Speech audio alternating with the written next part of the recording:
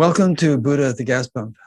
Buddha at the Gas Pump is an ongoing series of conversations with spiritually awakening people.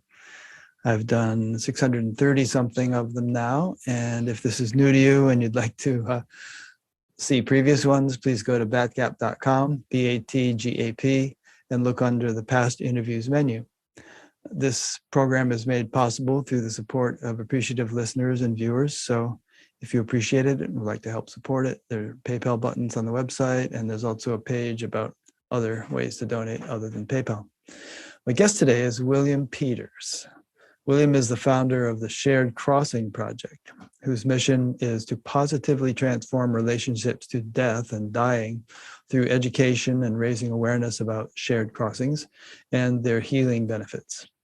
As the director of the Shared Crossing Research Initiative, William and his team collect and study extraordinary end-of-life experiences, shared crossings. William is a global leader in shared death studies and end-of-life phenomena. He has developed methods to facilitate the shared death experience and to assist experiencers in meaningfully integrating their experiences. William is a psychotherapist at the Family Therapy Institute of Santa Barbara, where he specializes in end-of-life counseling as a means toward psycho-spiritual evolution. He served as a hospice worker with Zen Hospice Project in San Francisco. His work is informed by his 2 NDEs, near-death experiences, and a variety of shared crossings. William has presented at the American Academy of Hospice and Palliative Medicine's annual conference. His research has been published in the American Journal of Hospice and Palliative Medicine and is approved and awaiting publication in Omega, Journal of Death Studies. William's book, entitled At Heaven's Door, What Shared Journeys to the Afterlife Teach About Dying Well and Living Better, was published recently by Simon & Schuster. I just listened to the whole book, loved it. And he has a couple of websites, which I'll link to from his page on batgap.com, williampeters.info and sharedcrossing.com. So welcome, William. Thanks, Rick. Really good to be here. Yeah, good to have you. I really enjoyed your book. It was really sweet because, I don't know, it was all about shared crossings and how people kind of tuned into the experience that their loved ones are having as they died or had died. But what also really hit me was just the love people have for each other, how precious life is and how much a mother loves a son or a husband loves a wife, or all these different, relationships that we have. And that came through really beautifully in the book, I thought. Yeah, thank you. It's kind of the main teaching in my research and my working with people who've had these experiences, is that there's this bond that stretches from this life to the beyond through death. And as you said, it's about love at the end of the day. I mean, it sounds trite, but at this moment, when one of our loved ones is leaving us, that is the bridge that can connect us. And that's how these shared death experiences tend to happen. That's the working hypothesis, is that there is this bond, this relational bond imbued with love that serve to make these possible. I say that tentatively because there are those of us who are adepts at this. That is to say that I can be at a bedside, and there are many others who can just attune to that field, if you will, that opening of the veil and observe the phenomena that we'll discuss in the shared death experience. Yeah. And as you indicated in the bio that I just read, and as I often say on this show, there's definitely a spiritual relevance to this whole topic. And, and of course, most spiritual traditions, if not all, address it. You have the Tibetan Book of the Dead, and you have, what the Hindus say about dying, and the Christians say about it. I mean, anybody who's interested in spirituality has some idea or some orientation to this whole topic, and it usually involves the fact that you don't die. I heard an interesting quote last night I was listening to a talk by Deepak Chopra, and he said, how did he put it? He said, life is not the opposite of death. Birth is the opposite of death. Life is a continuum along which births and deaths continue to happen. Like Yeah. that quote. Yeah, well said. And that's why those of us in this field have trouble with the term afterlife, because there really is no afterlife. And as Deepak articulated well, life is constant. It continues through human death. And the Tibetans had this down in their Dhammapada, which was this Tibetan Book of the Dead, really talking about different bardos that we go into. These are these transitional states. In fact, if you take that perspective, then a human life itself is a kind of bardo state. Yeah, it's just a phase. It's a segment of our life, and most people would think of it as their entire life. I was born in 1949. I died in such and such, or I will die in such and such. But really, those are just kind of milestones on a much longer journey, in my opinion. Yeah, and I think you're right. I mean, this is certainly what the Eastern spiritual traditions assert. Not so in the modern world, where fiscalism and scientific materialism are the dominant paradigm, especially in medical sciences. And that's where you see a lot of I think the trouble, the conflict at end of life is that paradigm, which is clinging to this life and engaging in ways that, want to extend life. That's what we have a wonderful medical system. I want to be clear about that. And they can really do a great deal of curing and healing and diagnosing. But at the time of death, it gives people a great deal of peace to know that if they know that they're going to die in this human life, but they will go on. And yeah, so there you see a struggle with Eastern spirituality and the modern medical system right there. Yeah, the Gita uses the analogy of dying as being like, and being reborn as like a change of clothing or something. Imagine if you went through your whole day thinking, oh my God, tonight I'm going to have to take off my clothing and put on my pajamas. Oh, that's tragic. I mean, it would seem absurd. And we don't want to trivialize death or be glib about it. I mean, obviously it hits people pretty hard. But at the same time, like you just said, in the predominant Western paradigm, death is curtains. That's the end, kaput. And if you really buy into that, then it seems to me your entire life, and especially later in your life as death approaches, is adversely influenced by that perspective. I would guess. I mean, I don't have that perspective, but there'd be a whole lot of unnecessary wailing and gnashing of teeth, it seems to me. Well, and I think you're speaking to a truth that we see at the end of life. I mean, I'm an end of life, counselor. I'm a psychotherapist who specializes in grief and bereavement. And the most disappointing and sad and unnecessary experience I have as a counselor with my bereaved patients is how traumatizing the death of their loved one was for them to observe. The over medicalization, you see this a lot with persons with cancer, and that is this continued effort to treat, even though the literature suggests that these chemo treatments and radiation are not going to extend life significantly, but they will really impair quality of life. So that's a real hard one as a therapist working with surviving loved ones, because they're like, I didn't know what I couldn't get them to stop.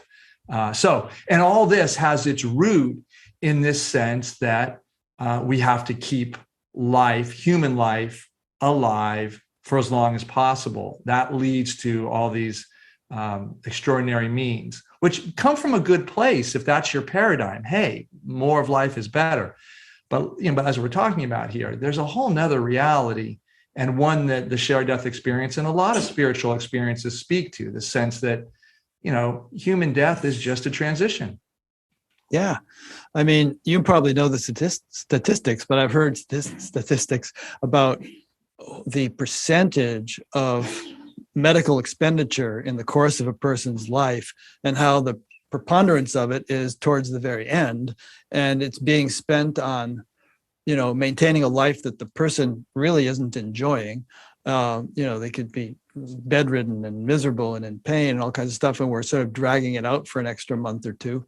And then, we have these astronomical national healthcare costs that we don't know how to pay for, and, that we don't have any kind of universal means of paying for. So the whole thing is talk about a paradigm having ramifications, as it ripples through all the different areas it impacts. This is a big one. The paradigm that when you die, you're done. It has huge economic and social and emotional consequences. I couldn't agree more. Yes, and you're absolutely spot on with those statistics. In the last 6 months of human life, the Medicaid just pours out. I don't have the exact numbers, but it's a significant amount of funds that, as you indicated as well, do not yield any quality of life and often not an extension of any life at all. Yeah.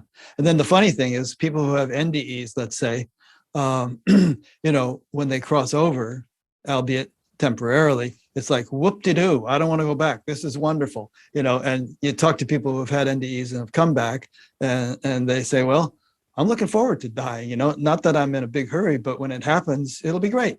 So all this angst and expenditure and suffering and everything, we're essentially postponing a kind of a glorious transition.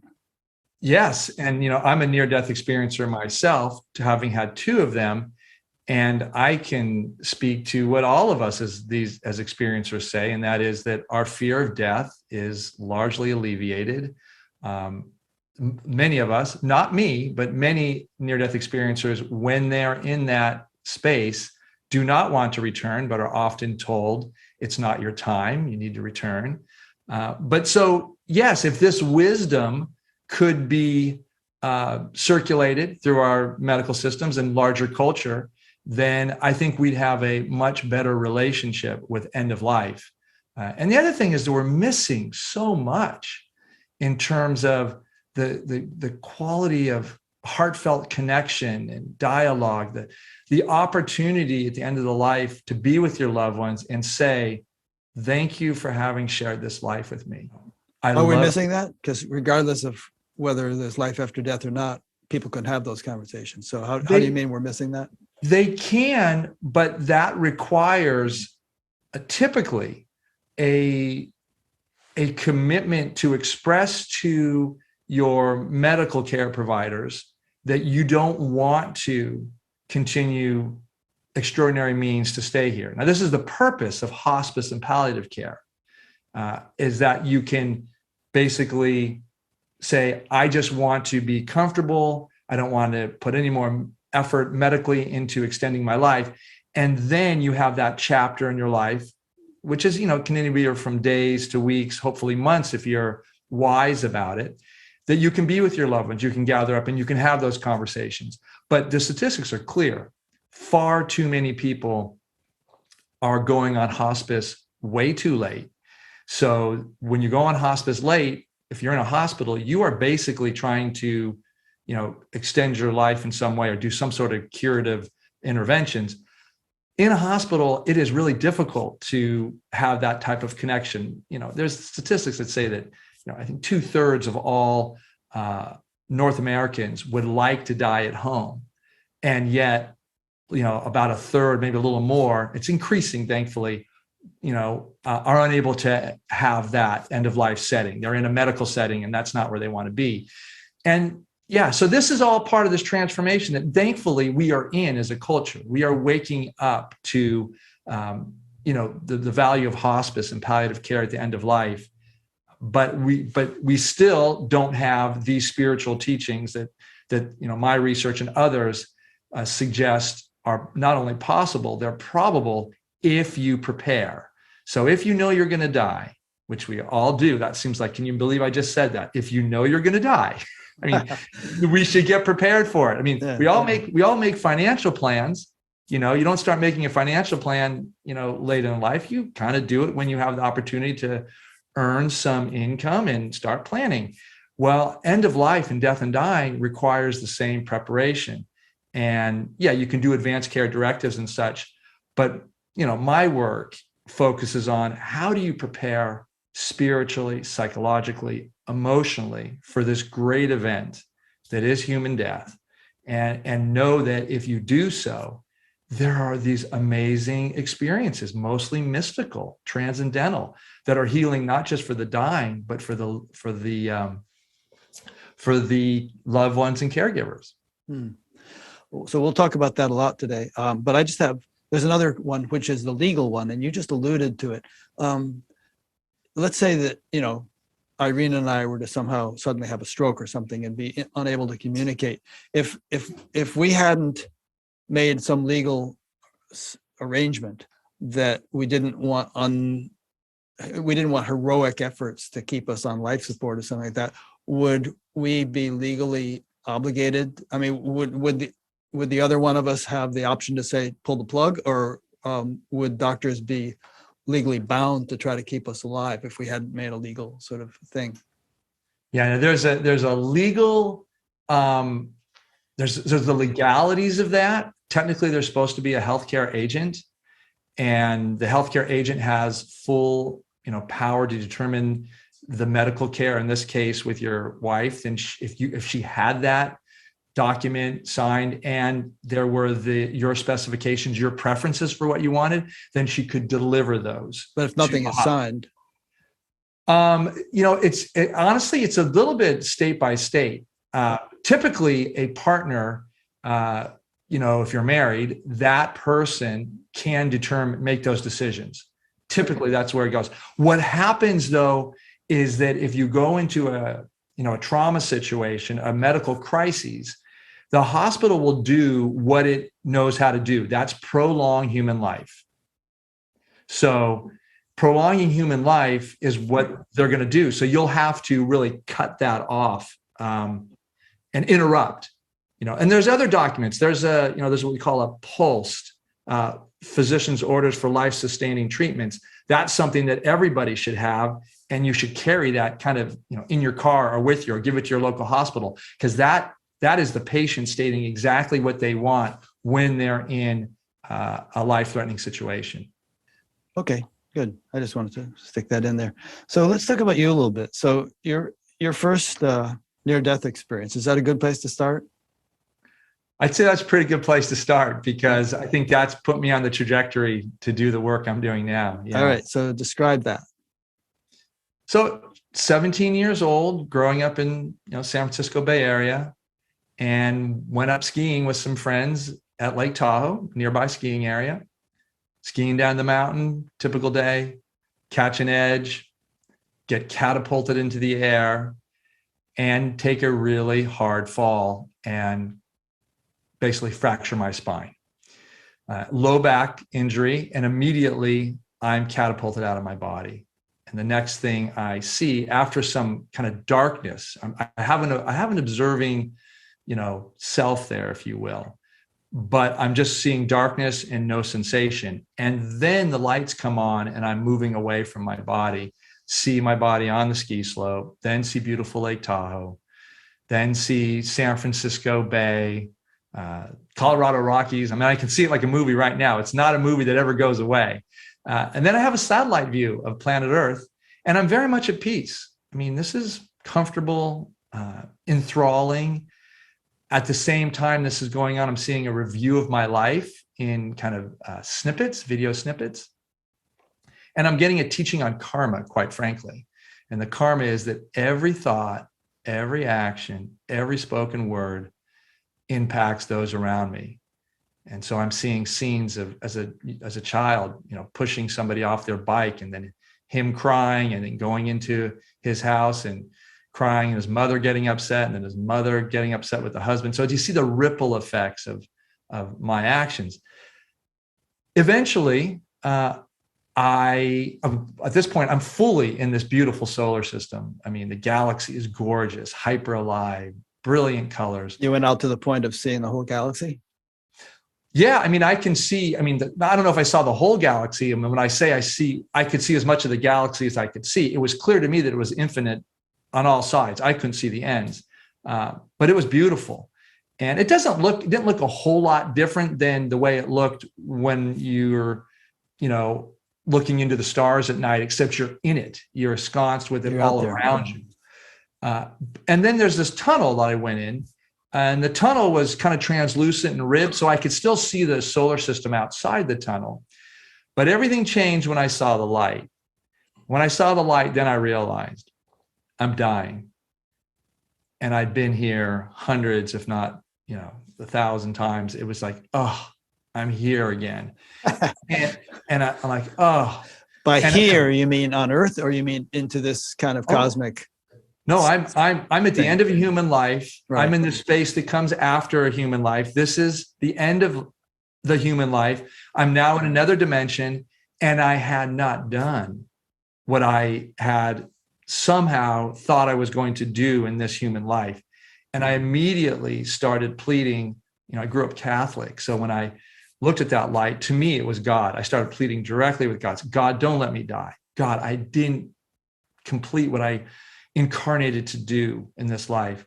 And so I slowly went into that light, very warm, very comforting, very loving.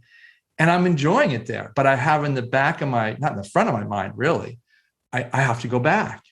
And so, after some time in that light, not fully in the light, just on the edge of the light is big and voluminous and lovely. I feel a pushback from that light, and I start moving away from the light, heading back to the direction of Earth. And I hear telepathically, make something of your life.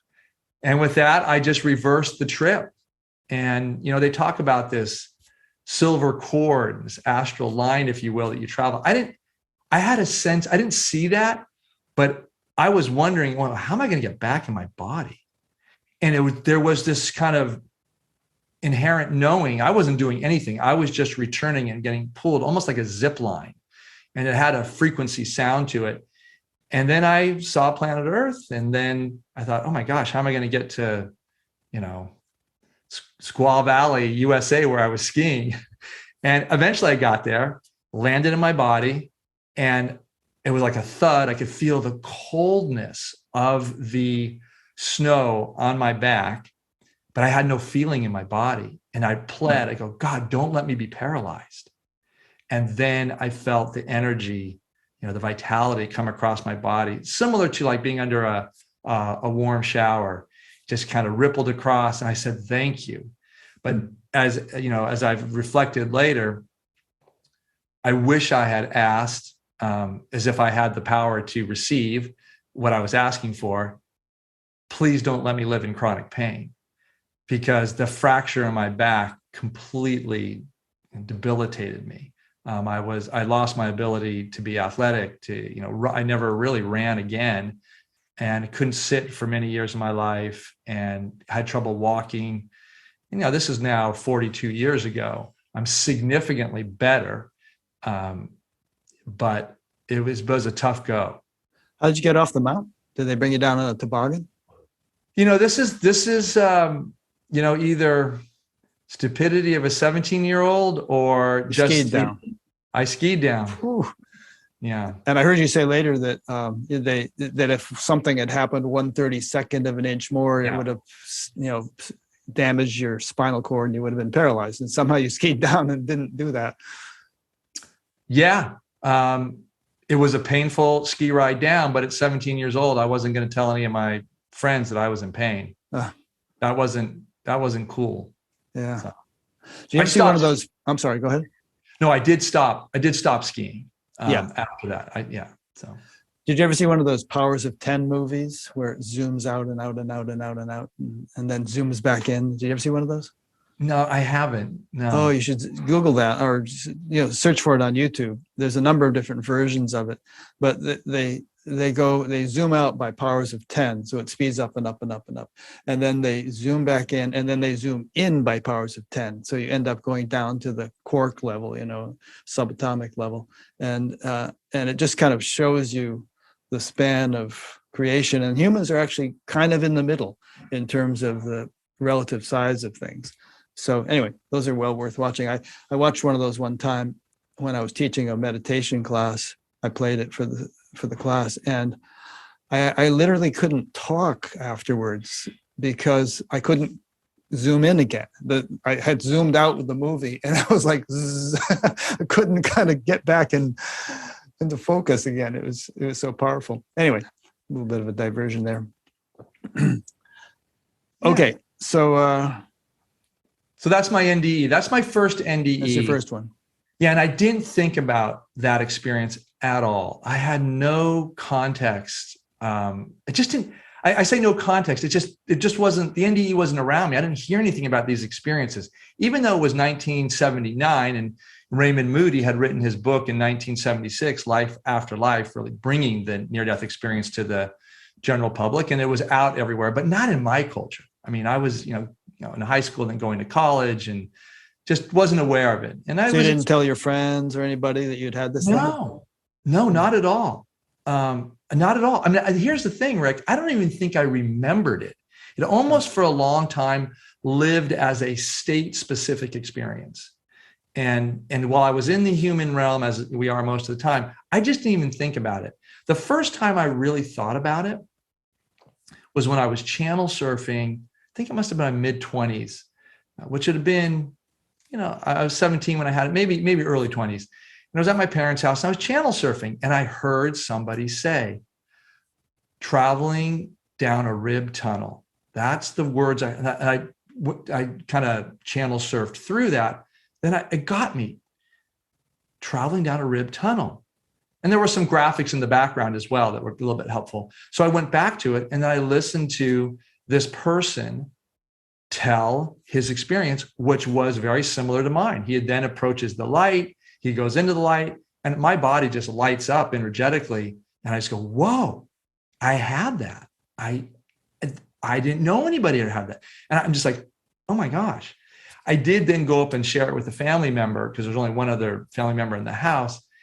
And I was excited, but this person didn't know what to make of it, and just kind of said, do you want to have dinner? And kind of, not a kind person, but, kind of killed the conversation. And that experience went back in me, and I did not think about it. But the experience really did affect me in ways that I was unaware of at that time, and have later come back and said, oh yeah.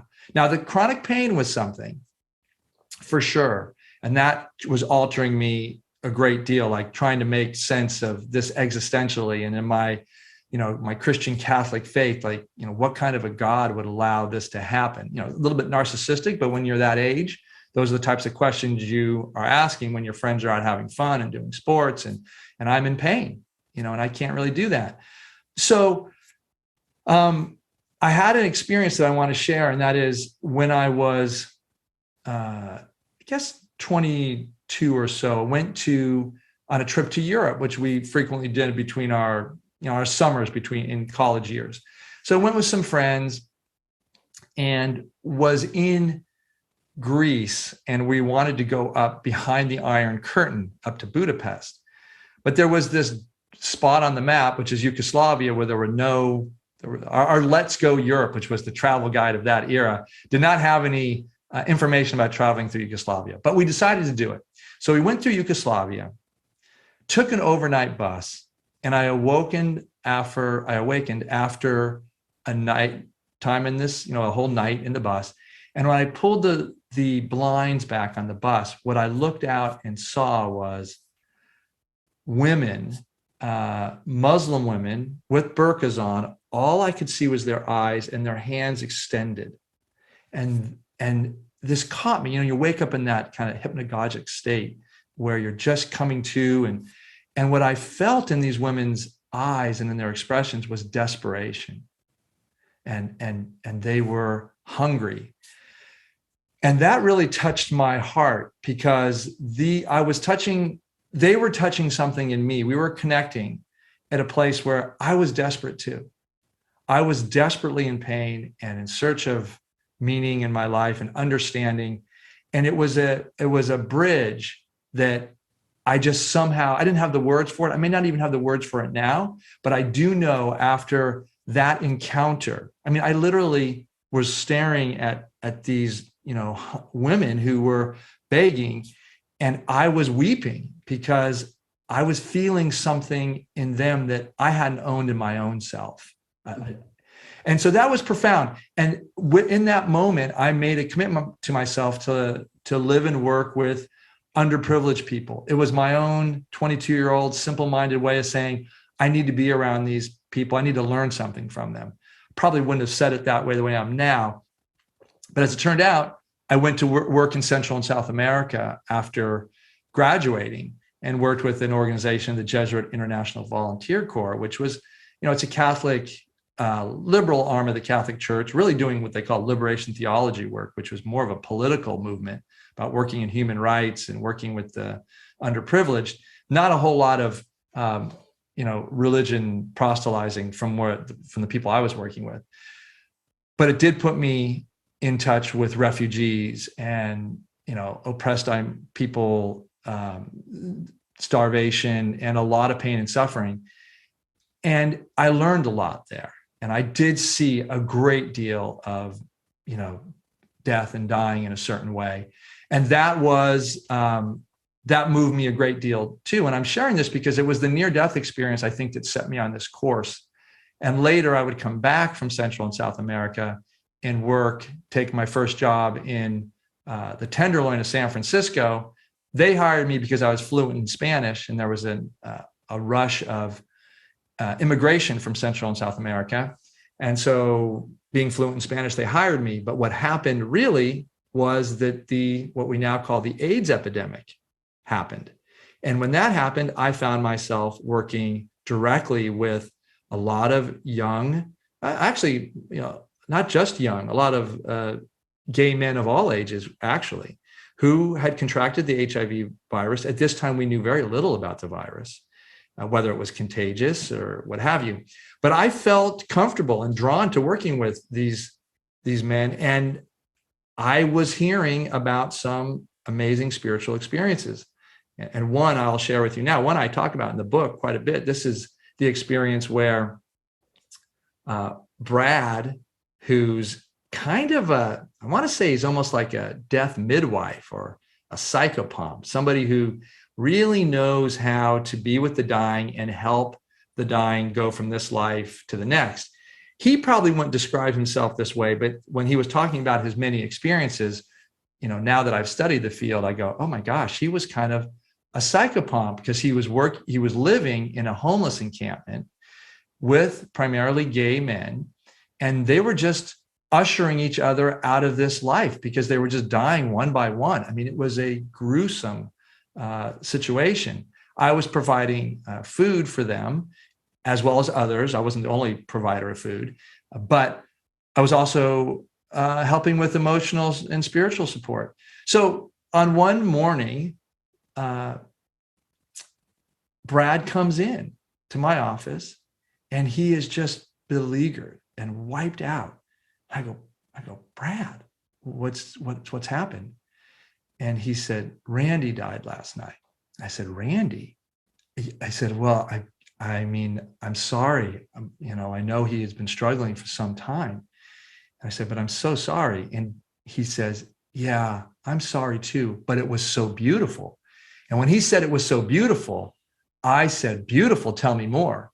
And he said, well, when Randy died, the community was surrounding him, and he rose out of his body up a cylinder of light.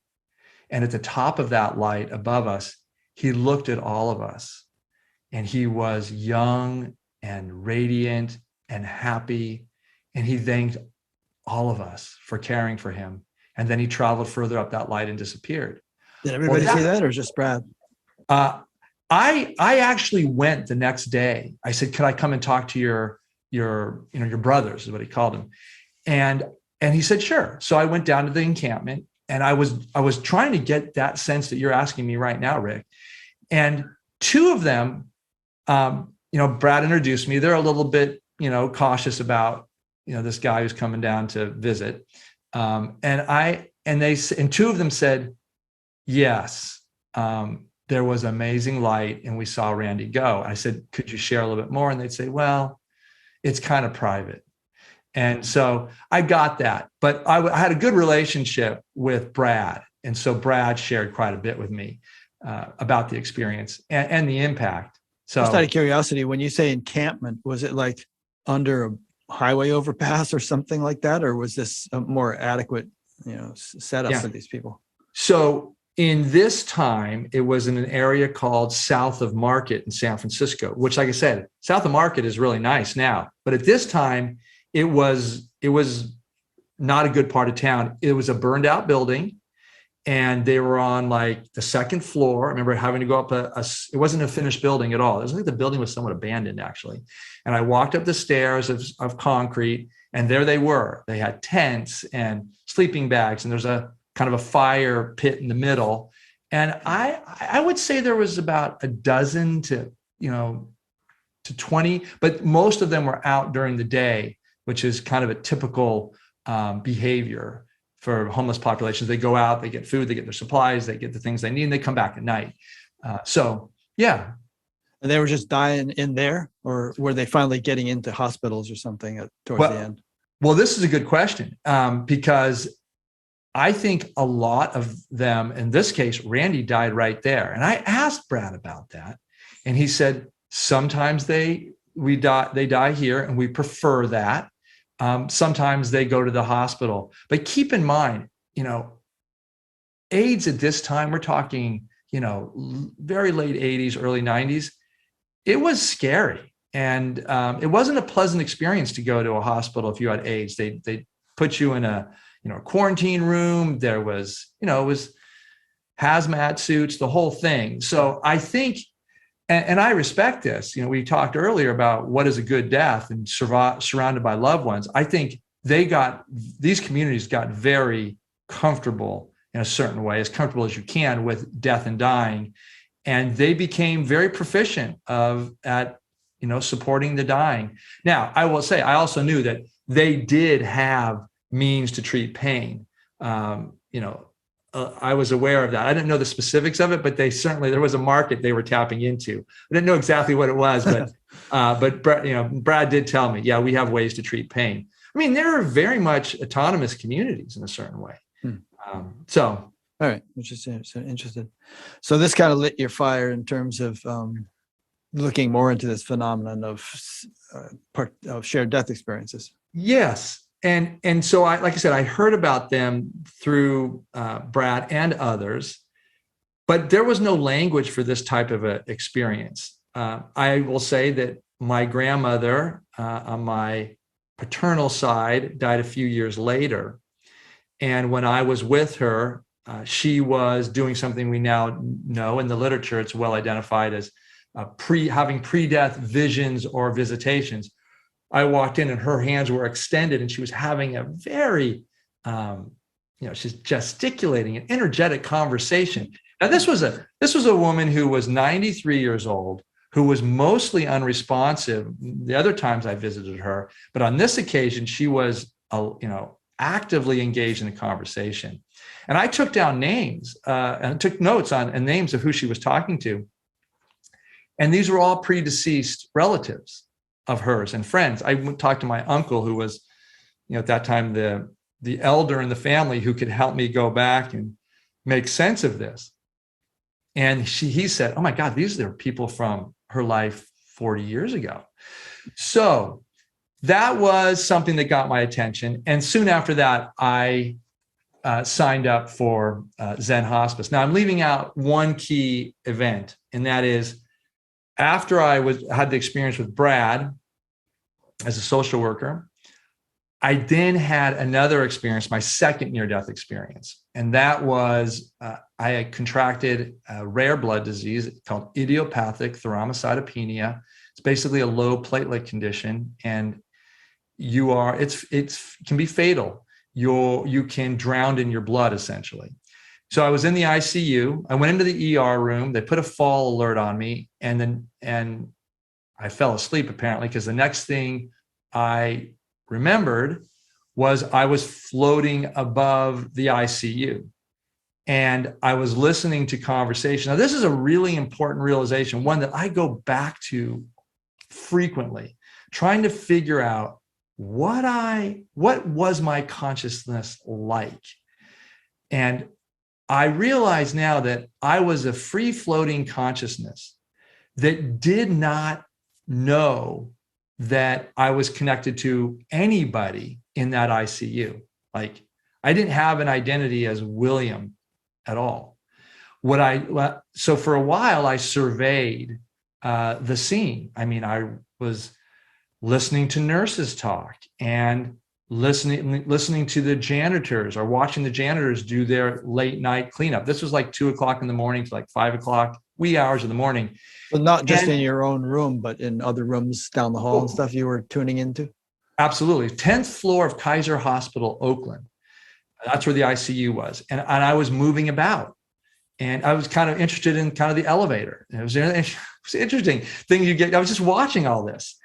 And at one point, I was over the top of the nurses, and they were talking about their cases. They talked about one person in bed 1 who was an elderly man who had some sort of hemorrhage that was likely not going to make it through the night. And a couple of, then they go to this guy in bed 3, and he's a real young guy. He's in great health, doesn't seem to have that many issues. Doesn't really have much of a medical history at Kaiser at all. We don't know. He's got idiopathic thrombocytopenia, this crashing platelet condition. And so I go over and look at that guy, and I realize that's me. That's when I make the connection. That's me. And then I go back to surveying the floor, and I don't come back to my room until the doctor is tapping on me saying, Mr. Peters, Mr. Peters. And I realize, oh, he's talking to me. And I'm looking down at this doctor from above. And then I have this question. Well, do I answer? Can I answer? And and so I'm sitting with that. If I answer, will I go into my body, or how will this all work? I decide to answer. And as I'm answering, I feel the energy come back into my body, very similar to the experience I had on the ski slope. So this is the re-embodiment. And as I'm doing that, I open my eyes, start talking. My voice comes out of my voice box. I hear it. Everything's new now. I'm hearing much more vibrantly in a certain way. I open my eyes, and now I'm looking at the doctor into his eyes and face, which is a significant contrast to observing things from above. So that is, a near-death experience, an out-of-body experience, very well known, but it's very different than my other near-death experience because I'm in this. I'm really close. Haven't left this, earth realm, if you will. So that's a very important experience. All these lead to my fascination, curiosity about death and dying. End up in Zen hospice. And I, at Laguna Honda Hospital in San Francisco, a large, old public hospital serving the mostly indigent populations, and with an open ward with 24 beds just spread out with only curtains, it gave me an opportunity, as with all the volunteers there at Zen Hospice, to be very close to people as they're dying. And there was a lot of transitioning going on.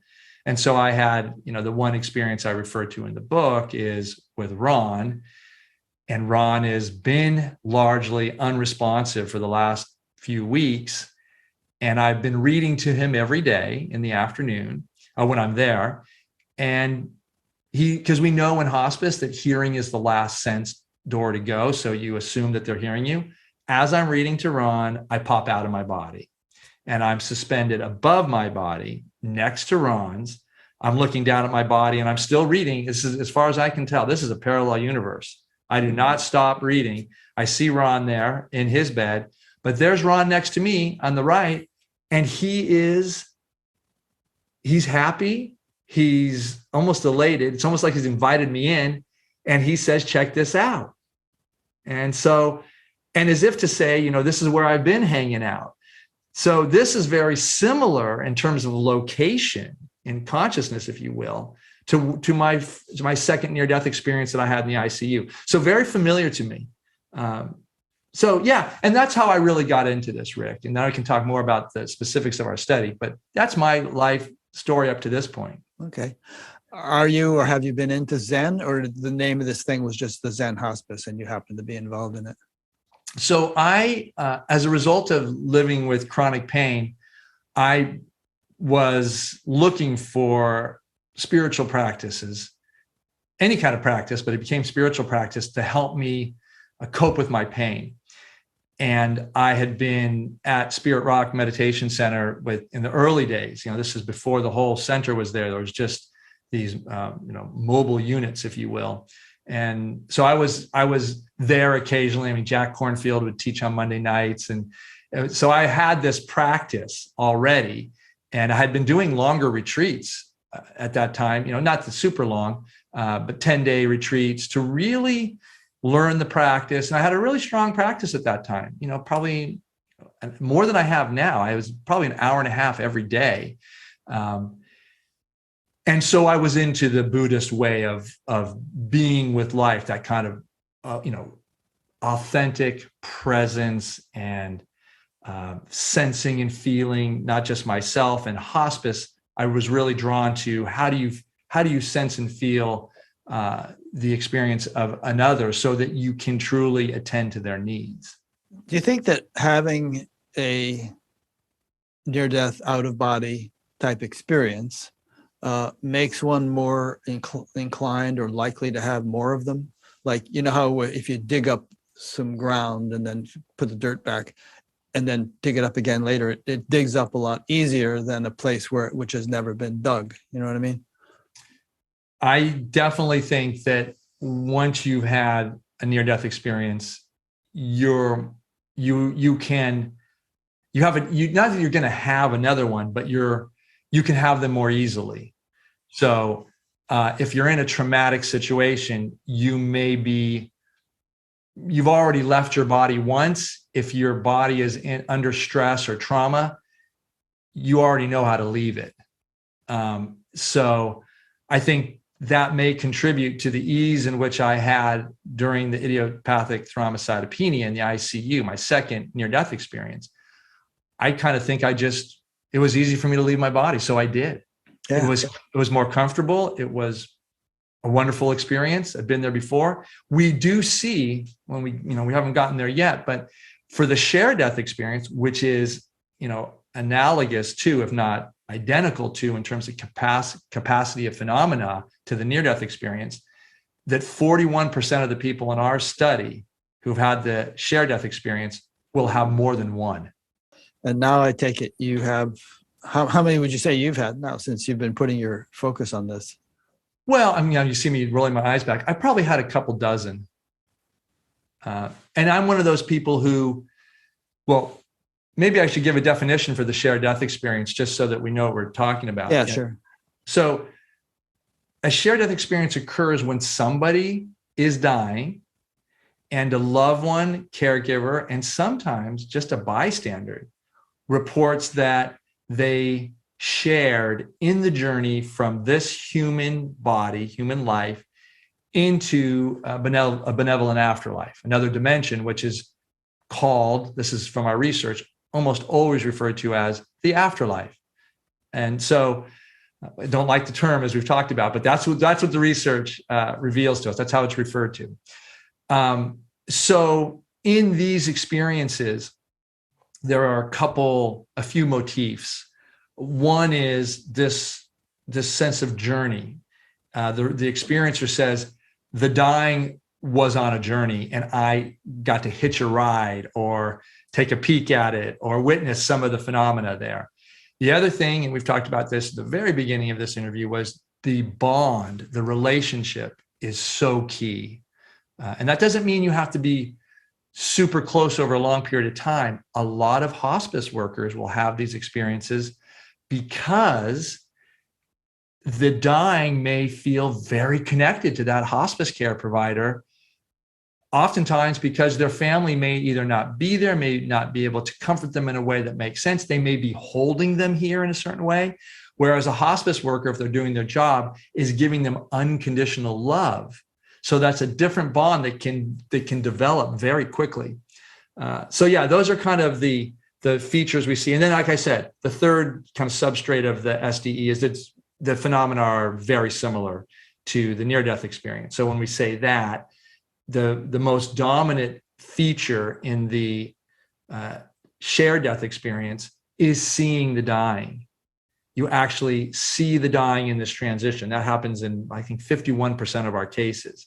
You also see 16% of our cases see an elevated spirit being defined either as an angel or an avatar or a spirit guide, something like that. But it's seen. Oh, and there's I'll talk more about this too.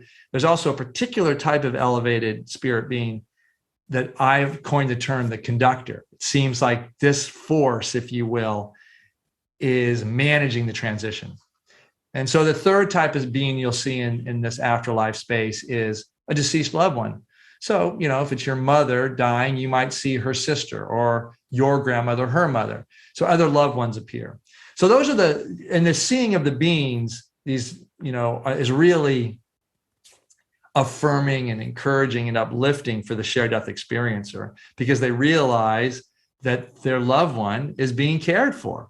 There's this welcoming party there to greet them, and they're getting the sense of, oh my gosh, I'm losing my beloved, but look who's receiving them on the other side. There's these, elevated spirit beings and deceased relatives, and it's all well organized, and they're going towards the light. We see the light similar to the NDE. The light is there, and the journey is heading towards that light.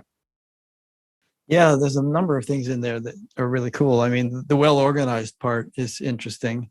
It's like it's not some kind of haphazard, Grand Central Station kind of scene on the other side. There are people who are specifically qualified to meet you and to guide you, and who show up at the right time, and things like that. And another point that comes to mind as you said all that is that the shared death experience you don't have to be in the room to have it. Like I told you earlier before this interview about an experience I had when my father died, and he was in Denver and I was in Iowa, but something happened. And you could be on the other side of the world, and you have this experience all of a sudden. And probably more things too, but those are the two things that jumped out at me as you were talking. Yeah, so you identified something that's in our research too that was quite surprising, and that is that the shared death experience can happen at bedside or it can happen remotely. And I knew of these remote experiences. What I didn't know is that in our research, 2/3 of these experiences would be remote. So that is both encouraging if we can't get to the bedside of our loved ones, but it also says a lot about what's going on here, because a lot of times these remote experiencers, in most of these cases, they may not even know that their loved one's dying.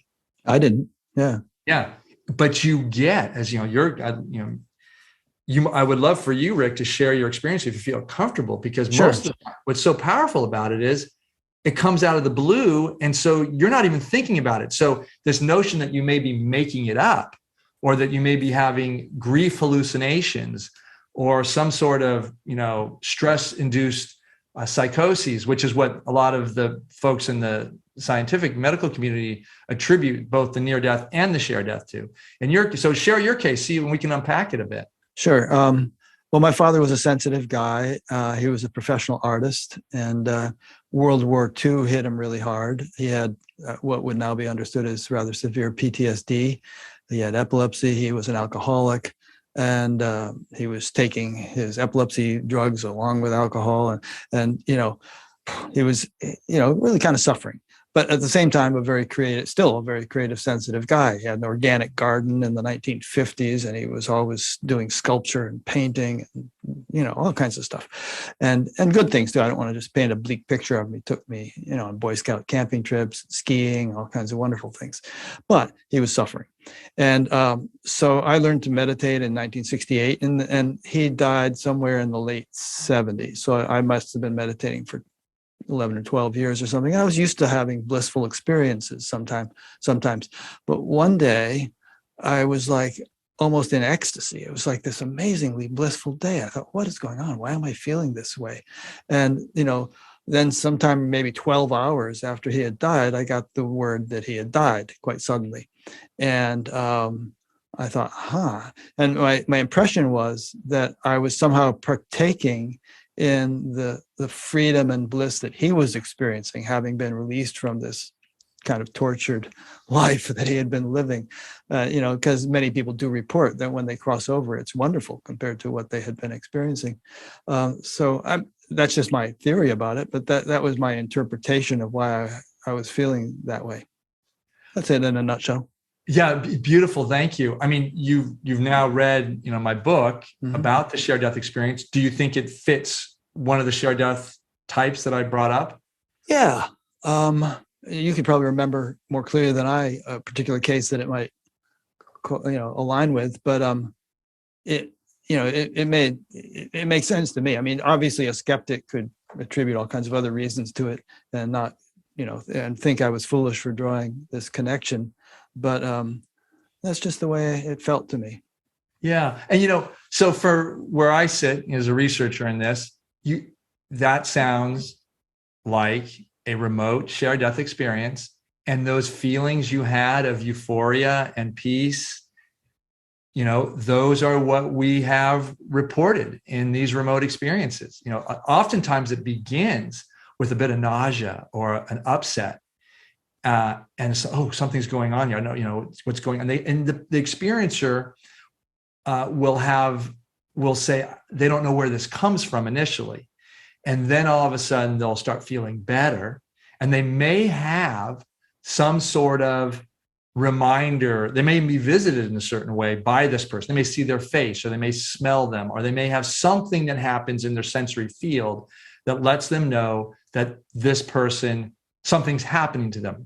They probably don't know that they've died, but they do know something. It has something to do with this person. In some cases, they don't. They don't know. I didn't even think of my father the whole day. I was just having this blissful day, and it could have been something else, but that was just my interpretation. And I had a similar thing when my mother died, although I was right there in the hospital. But she also had, a little difficult life in many ways, and it just kind of jibes with so many stories I've heard that, when people die in general, it's a big release for them, and it's a blissful, profound thing rather than a miserable thing in any way.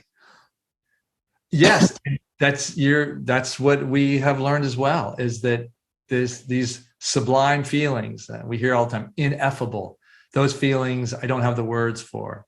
I'm just wondering, did you have a sense of heightened consciousness of any kind? Oh, yeah.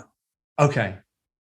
I mean, it was, when I say blissful, it was a kind of a, generally if a person's been, meditating, they have a blissful thing. It's not just it's not a sensual experience. Yeah. It's more like an inner bliss that's a heightened consciousness. Yeah. Yeah. Because we often hear in our research I think it's about, give or take, around 38% of the people will say that they had this sense of unity consciousness, a sense of connection with everything, a sense of knowing kind of the greater design of the universe, if you will. Like they had they finally understood what the purpose of their life was, or human life. And I will even hear people, I love it when people say, I wish I could go back there because I have more questions now that I wish I'd asked up there, which is so honest, because when you're in that state, and I've been there, when, the questions we have are answered and understandable, and the veil, if you will, is ripped away, and you see clearly when we're in this human body and form, there's a lot more that's not available to us. So, yeah, well, in a way you can go back there because, a regular spiritual practice can kind of develop this kind of condition as an abiding state rather than just an occasional flash. Yeah, we do have, people experiencers who do, well, we'll say this, most of these experiencers identify as spiritual, not religious, and they definitely take on more practices, maybe not to go back to that state, but they just think it's important to bring this type of way of being in the world, a more spiritual way of being, more attuned with the world around them, more living in love and more in healthy relationship with themselves and others. So we definitely see that as an after effect of these experiences. Yeah. Good. So I could think of a question to ask you right now, but maybe there's something kind of in the back of your mind that you feel like would be the next thing to talk about here.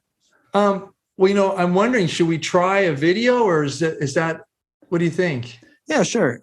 So you have a couple of video clips you're going to play, and these are people who have had shared death experiences, and they are talked about in your book.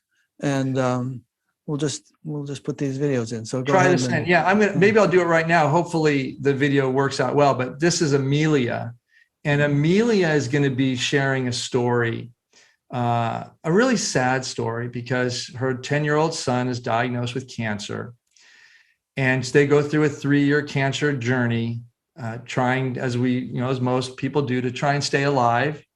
And eventually, Amelia is going to be talking about this scene where she is in bed with her now 13-year-old son, Tom, as he's dying. This is just she'll give context, but just moments before he dies, this is what she experiences. And this is the one who, when he was young, he kept saying, "Mommy, I'm going to die before you do. I'm going to live a very short life," and stuff like that. This is the kid, right, that said that? This is exactly Rick. Yeah. He had a sense that he was going to predecease his parents, and he would be jumping up and down in his bed, actually, not the least bit concerned about this. He was elated. He'd be singing, "Mommy, I'm going to die before you. Mommy, I'm going to die before you," which for Amelia is like, what? And, thought the kid was playing. But, and this is another thing we see in my research on end-of-life experiences, is that pre-death premonitions are far more prevalent than we know. We just have this habit of discounting them. And so this kid obviously had it years before, and it was before he was ever diagnosed with any illness. He was perfectly healthy, but he just knew it. Correct. Yeah. Yes. All right. Let's see if we can do this here. Okay. Now it should go to full screen. Tom was sleeping. He'd moved downstairs, so he was sleeping on a sort of hospital bed, and I was snuggled up next to him. He was just breathing very, very gently, just a very gentle breath. So I set my head right next to him to feel his breath. And I closed my eyes. And then it's hard if you close your eyes and you try and imagine something. Like if I close my eyes now and I try and imagine the sea, I have to conjure it up. I can do it.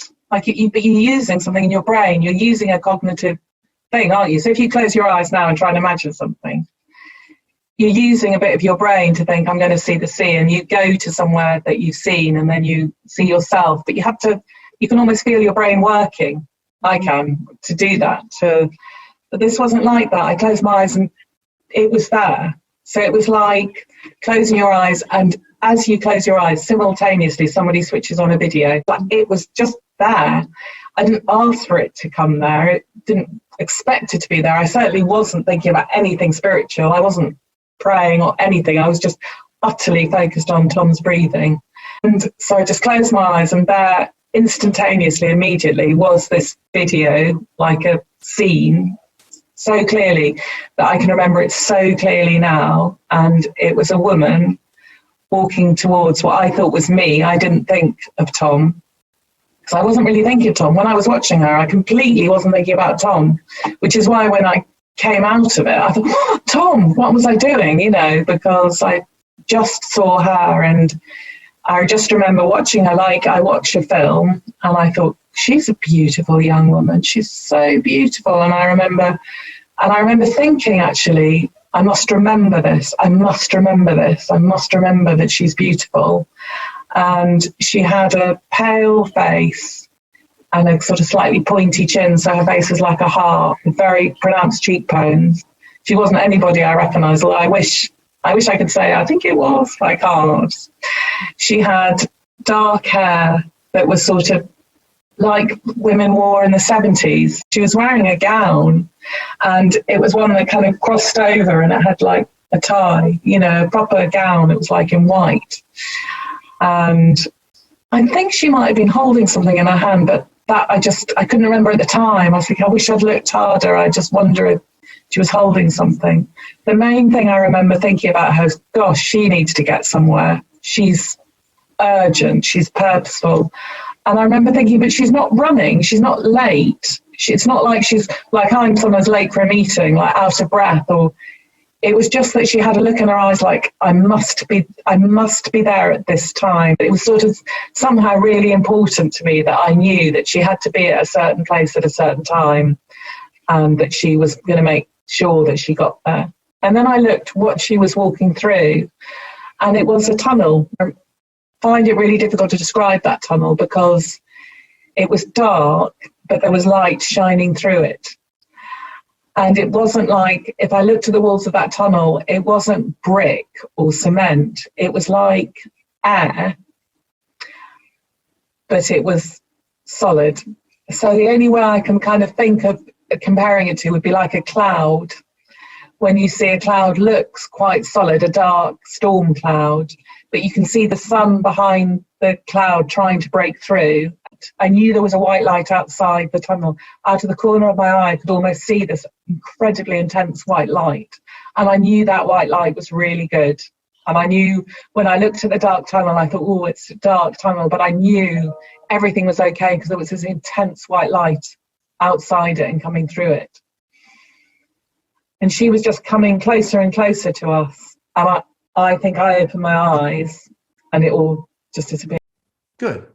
Because I have another one after this too that's quite interesting. But what I really love about Amelia's case here is, and this for all the spiritual folks who have meditation, mindfulness practices, she says, I wasn't praying, I wasn't doing anything, but she did say something else that is really important. And I think this is an enabler of these experiences. Is she says, I was focused on Tom's breathing. So when you focus, we know this from spiritual traditions. I'm a Vipassana meditator. I've been focusing on my breath for almost 3 decades.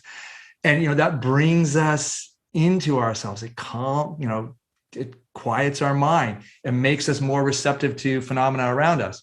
So she begins with this, and then this beautiful young woman appears. And this woman seems to have some urgency and some sense that she needs to do something here. So this is this role we often see of this being showing up that is, I call it the conductor, the one who is in charge of facilitating, in this case, Tom's transition from his human body into this next dimension. Also, I don't know if she got to it in this particular video, but she talks about heading towards a light and a tunnel and all that. So this is common as well.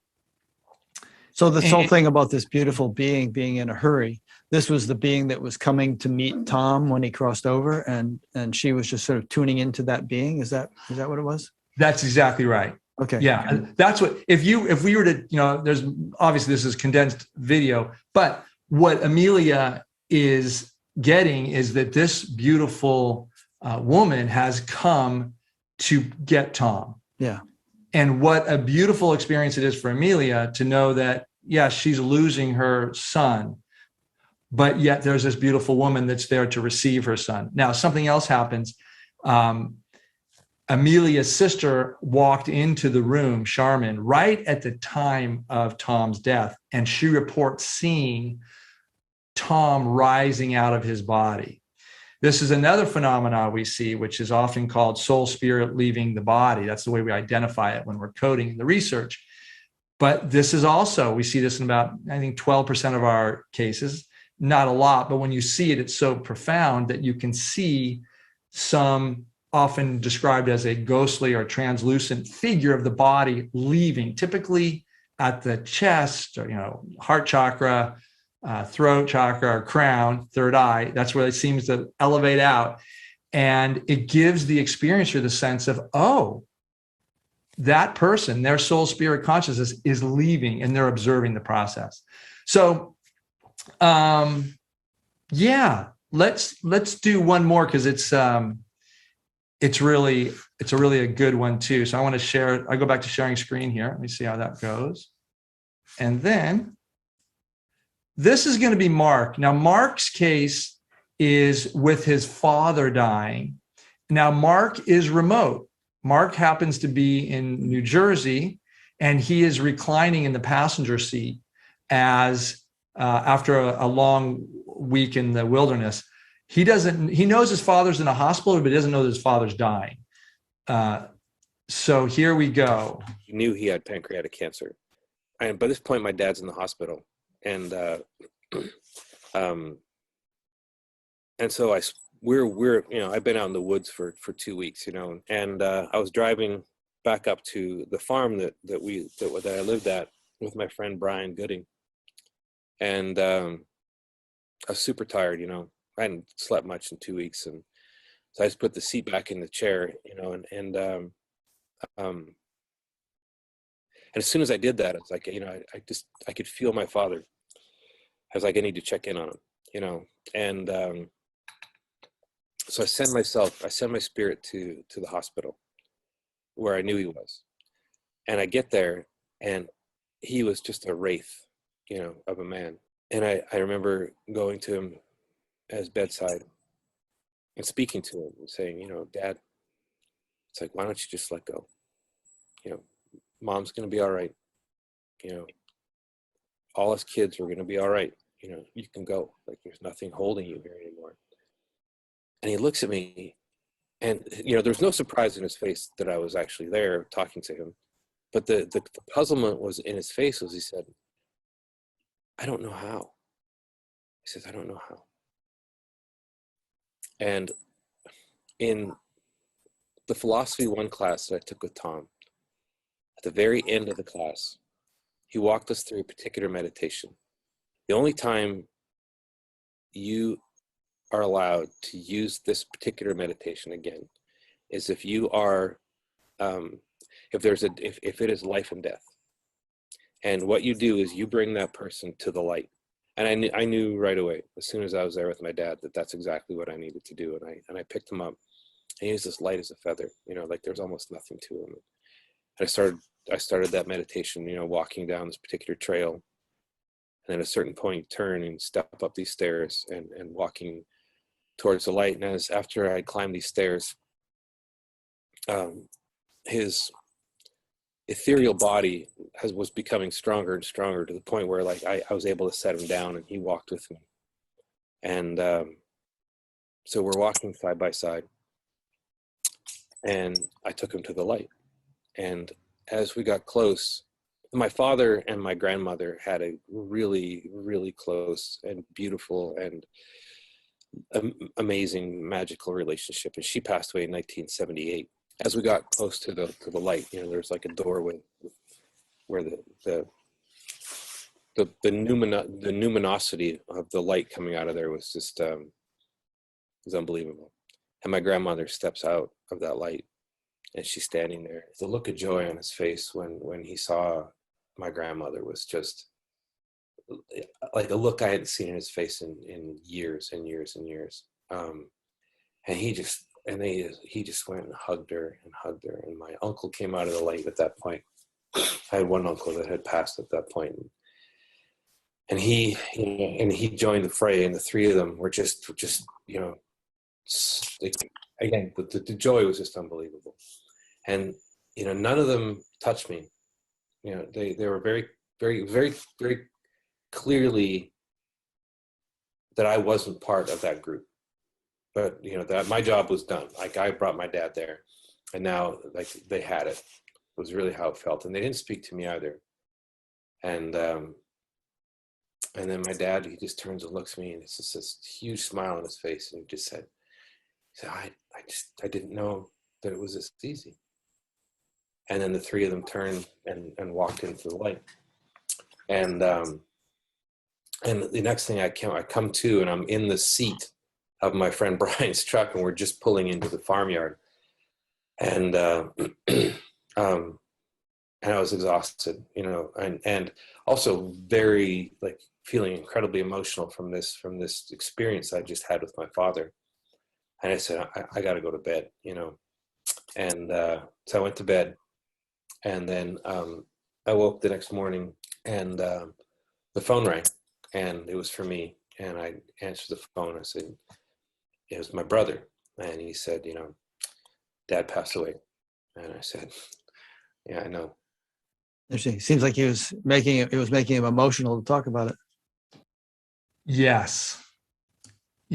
And Mark is he has a spiritual practice more in the Native American tradition, but quite articulate about what he saw, how he was called there to help his father, and heading towards the light. And then as I said before, it's common to see the deceased relatives as well.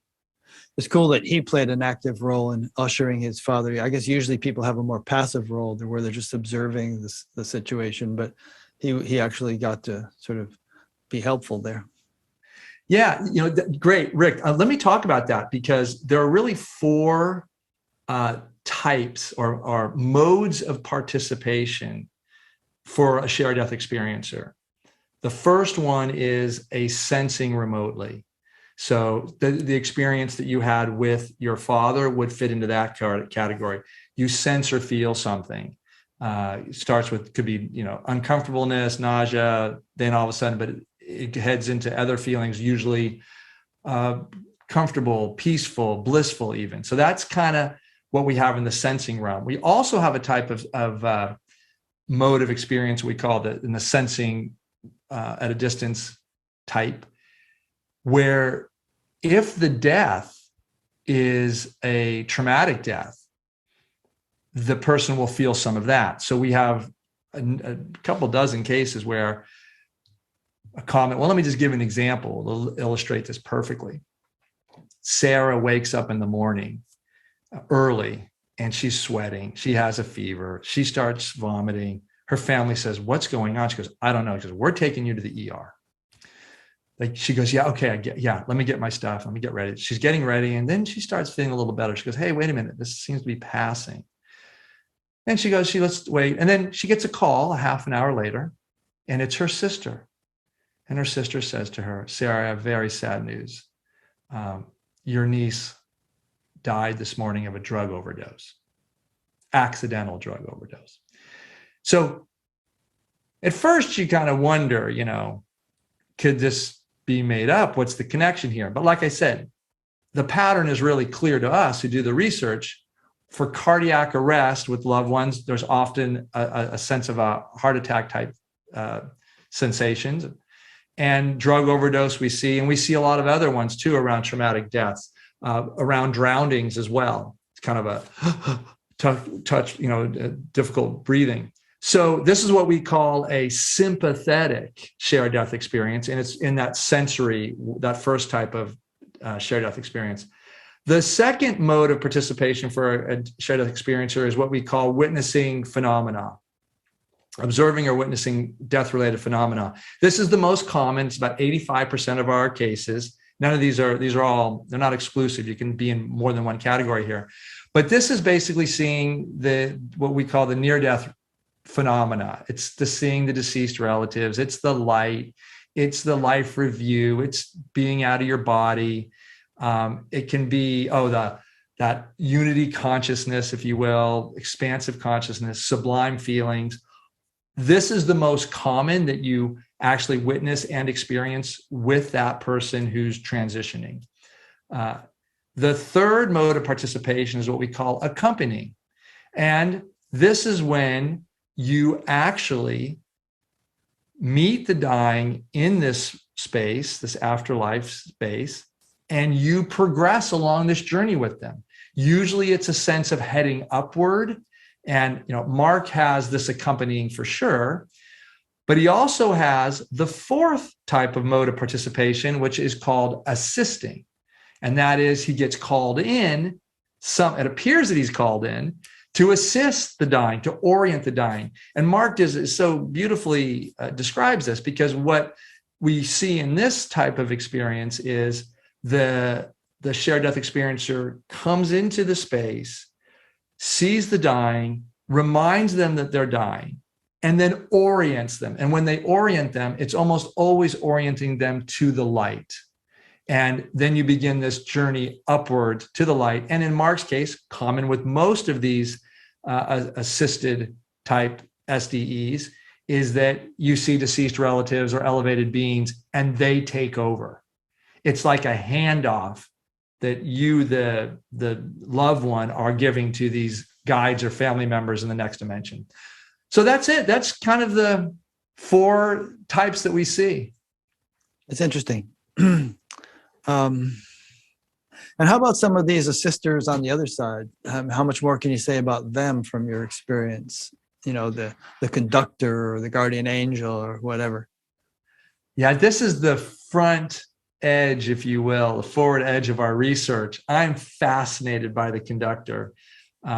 So the conductor can appear in a variety of different ways. It can be seen in the way that Amelia, the beautiful woman, appeared as one who's clearly there with a sense of intention. And as Amelia used the word urgency, we see that quite a bit. Sometimes the conductor is not seen. It's just felt. There was an experience, I actually had this with my father. I'll share this. I go into it in much greater detail in my book, but after my father died, soon after, I was basically meditating there with him, with his body. And all of a sudden I find myself, I'm saying this wrong. Before he dies, I am there and I am with my family around the bed. And all of a sudden I find myself in this other space where I see some family members. I see my grandmother and I see my aunt. And I also see this kind of stairway of light coming down.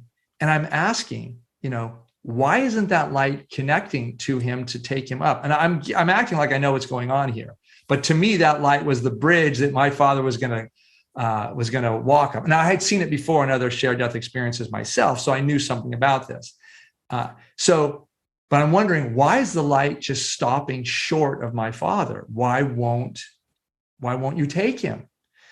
And both my aunt and my grandmother avert their eyes, their attention in a certain way, and point me in the direction up above my father's body, out in front of them, into the darkness. And I move my attention and I connect it with where their eyes have directed me. And I immediately feel that connection in my heart space. And I feel the force of this being, whatever that is. And I start weeping and I just go, that's the conductor. What they're telling me is he's in charge. I use he because that's what it felt like to me. It's not always a he, I'll be sure. Like Amelia didn't have a he with that. So the gender is not that important here. But it was a he in my father's case. And it was so powerful. I got the sense that, I took comfort in the fact that, okay, I get it. There is something much greater going on here. And sometime later, a matter of minutes, really, my father died. But there was something going on that the conductor was organizing. I don't understand how that all works, but in my mind, there is this force, which I've identified as the conductor, that's coordinating this great event of human death. Have you ever looked up the statistics of how many people die in the world every minute, for instance? That's a great one. I don't know. Did you look it up? No, I just wondered. Maybe Irene could look it up. Could you look up how many people die in the world every minute? Can you Google that? I'm just thinking either there must be a lot of conductors. It's a which is not unusual. I mean, there are a lot of trains in the world and conductors on those. So it just must be in a way, it's kind of a busy place on the other side with all kinds of comings and goings, people getting born, people dying. And there's this whole kind of operation to keep it all coordinated. Yeah. And, oftentimes we'll see the experiencers will tell us that there are large welcoming parties, almost like coming into a coliseum or a big theater. So it seems like, for my own simple-mindedness, that this death, human death, and the arrival of a soul spirit consciousness from the human realm is kind of an event. 106 people? 0.6. 0.6. I hate to be that 0.6 of a person. It's like how many people fall off the Grand Canyon every year? Well, 2.5. But so about 106 people a minute. So that's, you know, a couple of them, almost two every second. Another thing says 120. Oh, another thing says 100. It's just about 2 every second. Yeah. Yeah. Yeah, it's fascinating. I mean, and like I said, I get the sense that the arrival of a soul spirit from the human realm is an event. It's a big thing. It's like it's a coming home.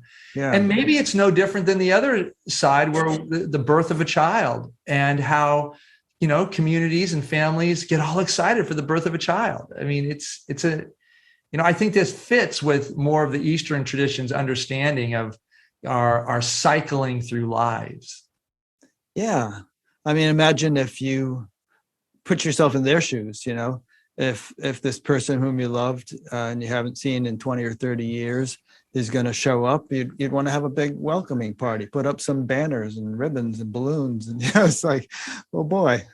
Yeah. Yeah. And saying that, want to be careful that the time-space continuum either doesn't exist or is completely different up there. So just got to want to be real mindful of that. Don't want to anthropomorphize too much here. Right. Yeah, that's a whole nother interesting.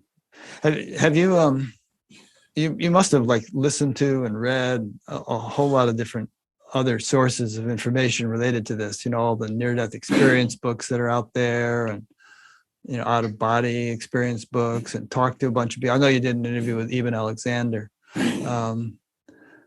I mean, there's Michael Newton's books. Have you sort of made a study of this and really kind of explored all the literature?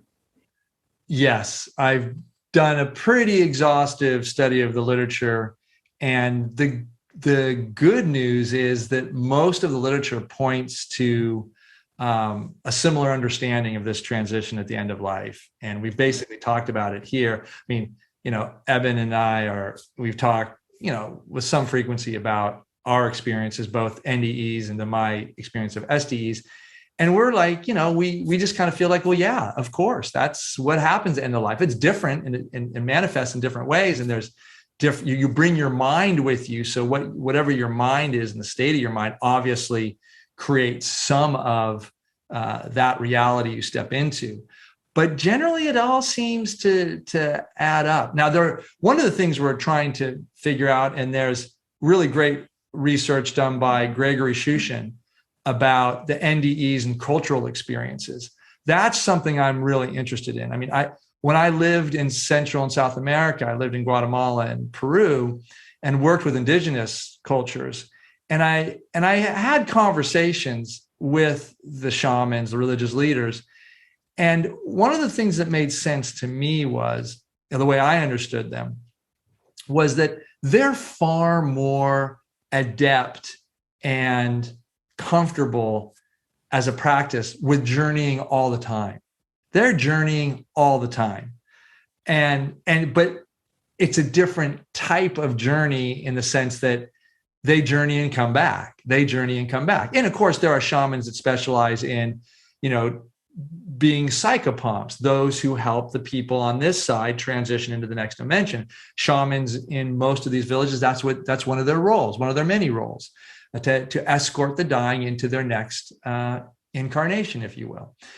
So I think we are very limited in the West in understanding the shared death experience and the near-death experience because of our material, you know, view, our fiscalist kind of way of looking at the nature of reality, if you will. Yeah, I think so too. And I think that the inadequacy of the materialist, physicalist paradigm is becoming more and more painfully obvious, and things are crumbling more and more around us. It's like, if we're not going to shift the paradigm, voluntarily, we're going to be kind of compelled to shift it because it's just not working, you know? No, it's not. It's not adding up. And as more and more research comes out, like the shared death experience research, I mean, you can discount the near-death experience. I mean, some will try and discount it for being what they call a fear-death experience. So, you know, a physiological response to a body under stress that creates all these chemicals in your brain that replicates in some predictable pattern in what is a near-death experience. Well, you throw that completely out with the shared death experience because, as your case indicates, you don't even know your father's dying. There's no stress in you. There's no physiological process happening for you, and you're having a shared death experience. And we see this happen all the time at shared death experiences that, you know, like I said, 2/3 happen remotely, and they can be full-blown experiences that replicate the NDE. There's no stress here. There is no physiological response to harm to the body. Yeah. And both with these remote shared death experiences and with out-of-body experiences, often had by people who are under anesthesia or, you know, in a coma or some such thing, there's all kinds of verifiable evidence, you know. I mean, they see things in other parts of the building or up on the roof of the building, or and report it later on. And there's no way they could have known those things. So, you know, I think people who are skeptical of this kind of stuff just brush that off and don't want to think about it. But if you're open-minded enough to, you know, listen to it, you realize that this is pretty solid verification. And obviously, you can't easily set up a controlled experiment, you know, where you're going to make this happen, because nobody wants to go into a coma voluntarily. And even if they did, they wouldn't necessarily have the experience. But given the numbers of people who have these things, you know, they're happening all the time around the world and being reported in many cases. Agreed. I mean, you know, it's very difficult to research these type of experiences. I mean, I've had, you know, some people in the medical sciences say, well, you know, we're really not ever going to be able to validate this or verify it unless we can do, you know, these type of controlled studies. Like, well, there's no way that's ever going to pass an internal review board. So but I think a lot of this is just resistance to even looking at this. Yeah, the Galileo effect, you know. Yes. Well, we won't look through your telescope because it violates what you say we would see if we looked, violates our religious philosophy. And so we're not going to look. And, you know, another thing is that people are so busy, and people in scientific fields are so siloed into very, very narrow niches of study and endeavor. And they just don't have the time and the bandwidth. And also there very often would be professional or economic consequences if they were to openly take these kinds of things seriously. And so just, I'm not going to deal with it. I don't need the trouble. I'm busy enough. Absolutely. Yeah. There is not the interest to take these experiences up. I mean, you know, I didn't really have the choice. And I mean, I did have the choice, but I mean, I had so many of them, and I didn't even want to go into this field. Honestly, I resisted for so long. Actually, the final piece of my story would be that it wasn't until I met Raymond Moody in 2009 at a conference, and he was talking about the shared death experience. I thought he was going to talk about the near-death experience. I didn't even know the shared death experience existed. He's talking about the shared death experience and defining it the way that I have already, basically similar to the NDE, except it's by a caregiver loved one who's healthy in mind and body. And so when I heard this, you know, we finally had a label for it, and I took it up. But I'm glad I did. But I can tell you there is a great deal of resistance to what I'm talking about, even in hospice care. Yeah. Even when hospice nurses and caregivers at the end of life know these experiences happen, there is still a good deal of resistance. I mean, I think that's breaking down, and that's the reason I wrote the book, is so that and do the research. I mean, you know, our research is now in the American Journal of Hospice and Palliative Medicine. That is one of the leading journals in the world on end-of-life care. So the literature's out there, and our hope is that more and more people will take this and whether you're working in the field or you're just a consumer, that means you're dying or you're a caregiver of a loved one, that you will demand that your healthcare providers know that you want to have this experience and know that you want to, do the things to facilitate it. Yeah, I like science. I was never good at it in school, but I really enjoy watching science documentaries and listening to science podcasts and things like that. So I really respect it. And I'm kind of fascinated with the ability of science or inability to deal with spirituality, because I think that spirituality and the kinds of things you're talking about here. I mean, if science really wants to understand how the universe works, then it has to take these things into consideration. And if the scientific method were absolutely purely applied by scientists, these things would be getting taken into consideration. But scientists are human beings, and as such, they fall short of pure science when they do science, because they bring their biases into it, which is what science is supposed to circumvent. But there's so much blindness and politics, refusal to look at things, and politics and economic motivations, and the whole thing gets muddied. But I don't know, I guess I made the point. But and on the other hand, I think science can help spirituality a lot, because spirituality can get very ungrounded and woo-woo and sort of fly off into flights of fancy.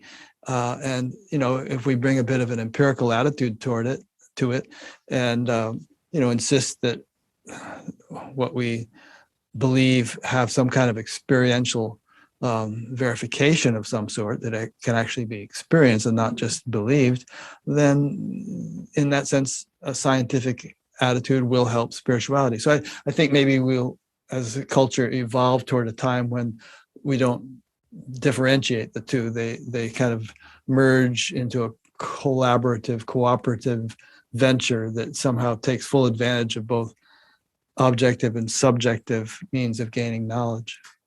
I love what you're saying, and I wish science would be doing more of that the way it's practiced. I mean, I love skeptics of the work I'm doing. I love when people question, well, what if it's not, couldn't it be hallucinations or stress-induced something or other? I love those conversations, but let's not discount these experiences because for reasons of your science, for your beliefs. And I think there's a really important reason for this.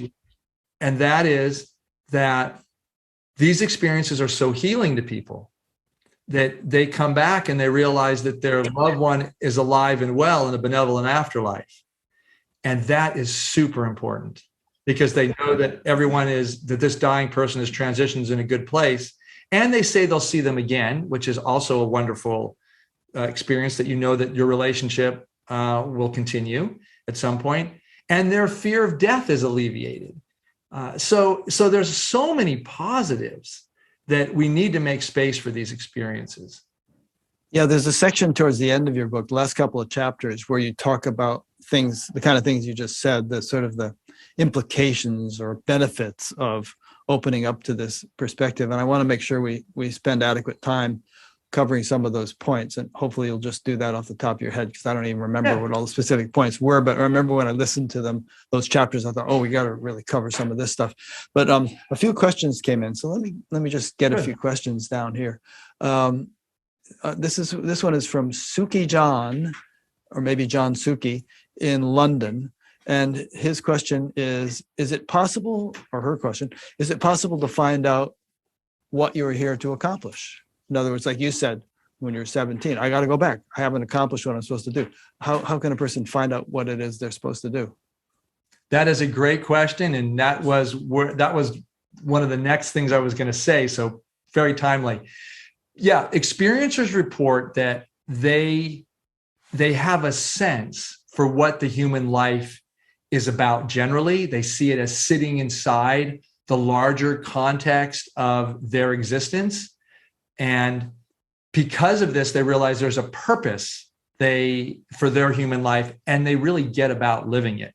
So we see with experiencers that they often change primary relationships, or at least, work to improve them a certain way. We see them living more into their integrity, becoming more spiritual and less materialistic. Their values about compassion and care and love and honesty and truth-telling and right relationship, all this gets heightened as a result of their shared death experience. By the way, this is analogous to the near-death experience as well. So yes, great question. Huge benefit. And I suppose a follow-up question that be, well, I haven't had a shared death experience and I don't want to have a near-death experience. How can I find my life's purpose without having to go to those extremes? Well, I mean, I think you're kind of one of the experts on that, Rick. I mean, you have all these, wonderful leaders in spirituality and consciousness. I think that's the path there. And I'll double down on that and say that, as I've said before, most of these experiencers in our research, and I'm one of them, I have turned increasingly, as we do from this experience, into spiritual practice, because that's where we can reconnect with the truths that we found in this journey to the other side. Yeah. I would also refer Suki to my interview with Stephen Cope. He wrote a whole book about finding your Dharma, and he actually has a sequel to that book coming out, or has come out. So, and there are, of course, many other people I've interviewed who might touch on this, but that would be one that's specifically related to that point. Here's one from Geeta Shamana in London, another person from London. The question is, I spoke to my father 5 days before he died. I was in London and he was in India. As our call was coming to an end, we were suddenly enveloped by deep stillness. I experienced that profound stillness for about 3 minutes, after which we said goodbye. We didn't get to speak again, and my very last interaction with him was this stillness. Is this a shared death experience? Beautiful question, Geeta.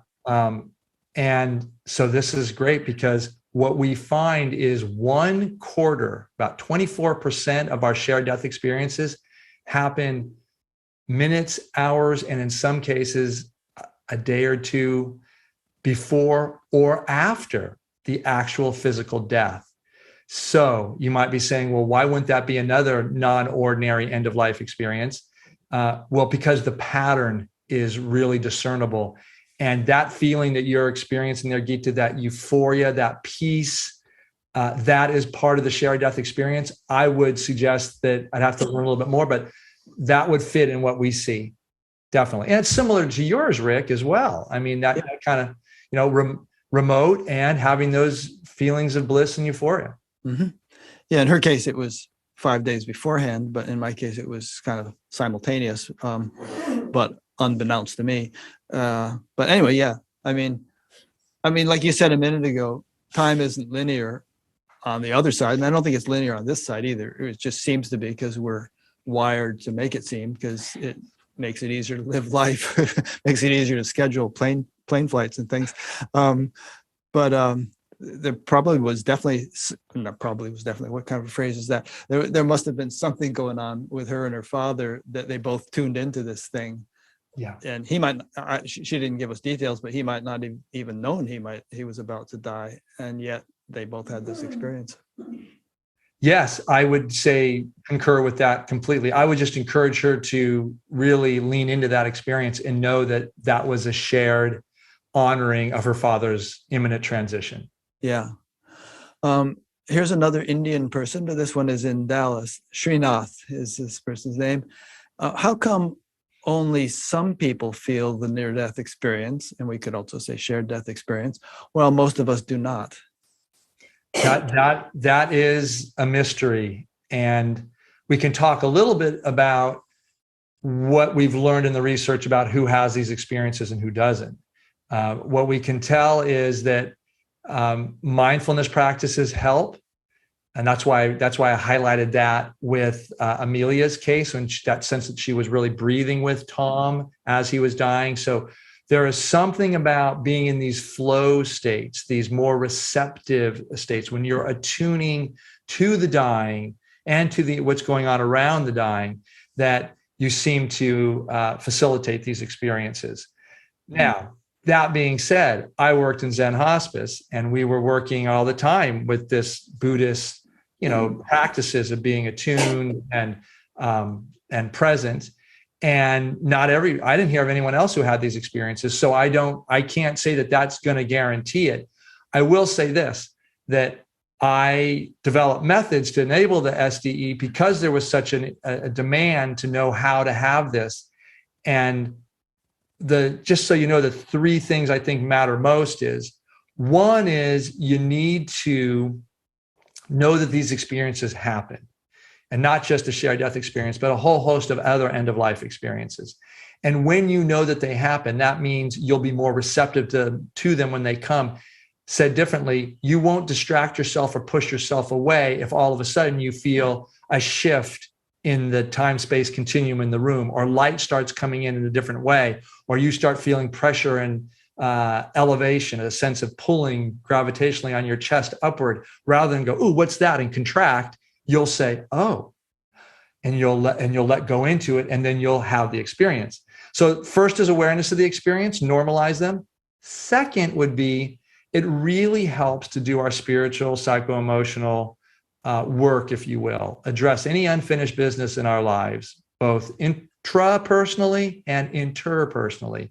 So we do in our trainings life reviews and look at regrets and do reconciliation practices, forgiveness practices. That really cultivates the soul for this journey. And then we really step into the fact that death and dying is going to happen, how to say goodbye. You practice saying goodbye. Thank you, I love you, goodbye. And then the last thing is I teach protocols, which too long for this interview, and really takes some time when we're teaching them in the trainings.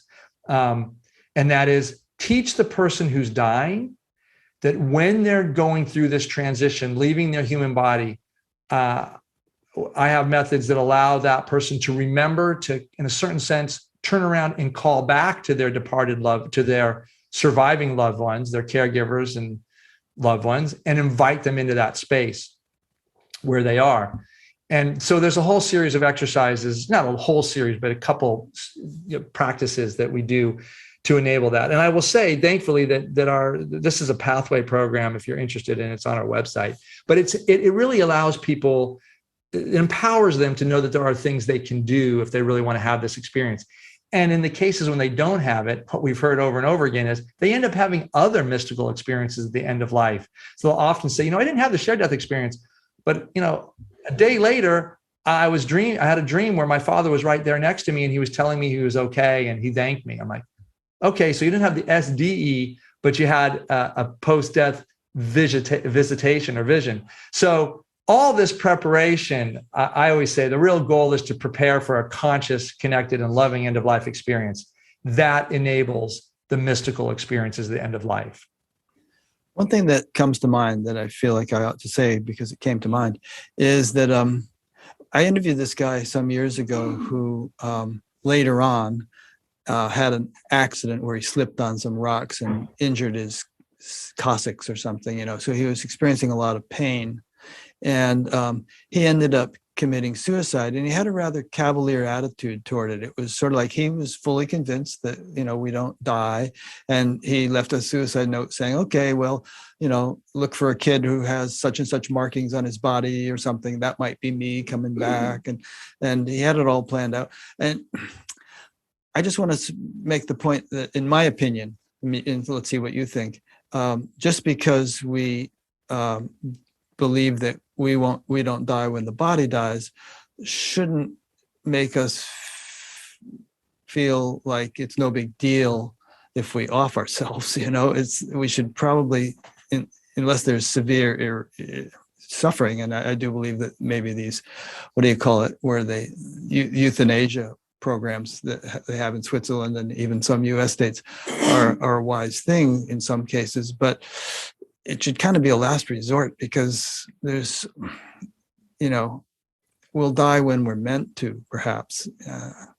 I don't know if I'm being politically incorrect here, but we shouldn't necessarily be too quick to take it into our own hands. You know what I mean?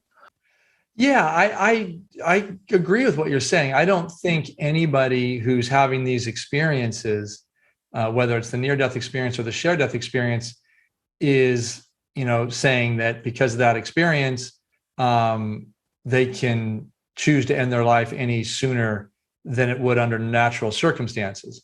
I will say that the experiencers are more at peace with death and dying, so they're probably not going to take on extraordinary means at the end of life. They're not going to, if they've got cancer and the doctor says, well, there's not much more we can do. I could give you chemo or radiation, to keep it at bay. I think most of the experiencers will say, you know what? I'm just going to let my life go its natural course. Thank you very much. I'm not afraid of dying. I now want to, die on my own terms and gather up the people I love in my life and just do it the right way, or however they want to die.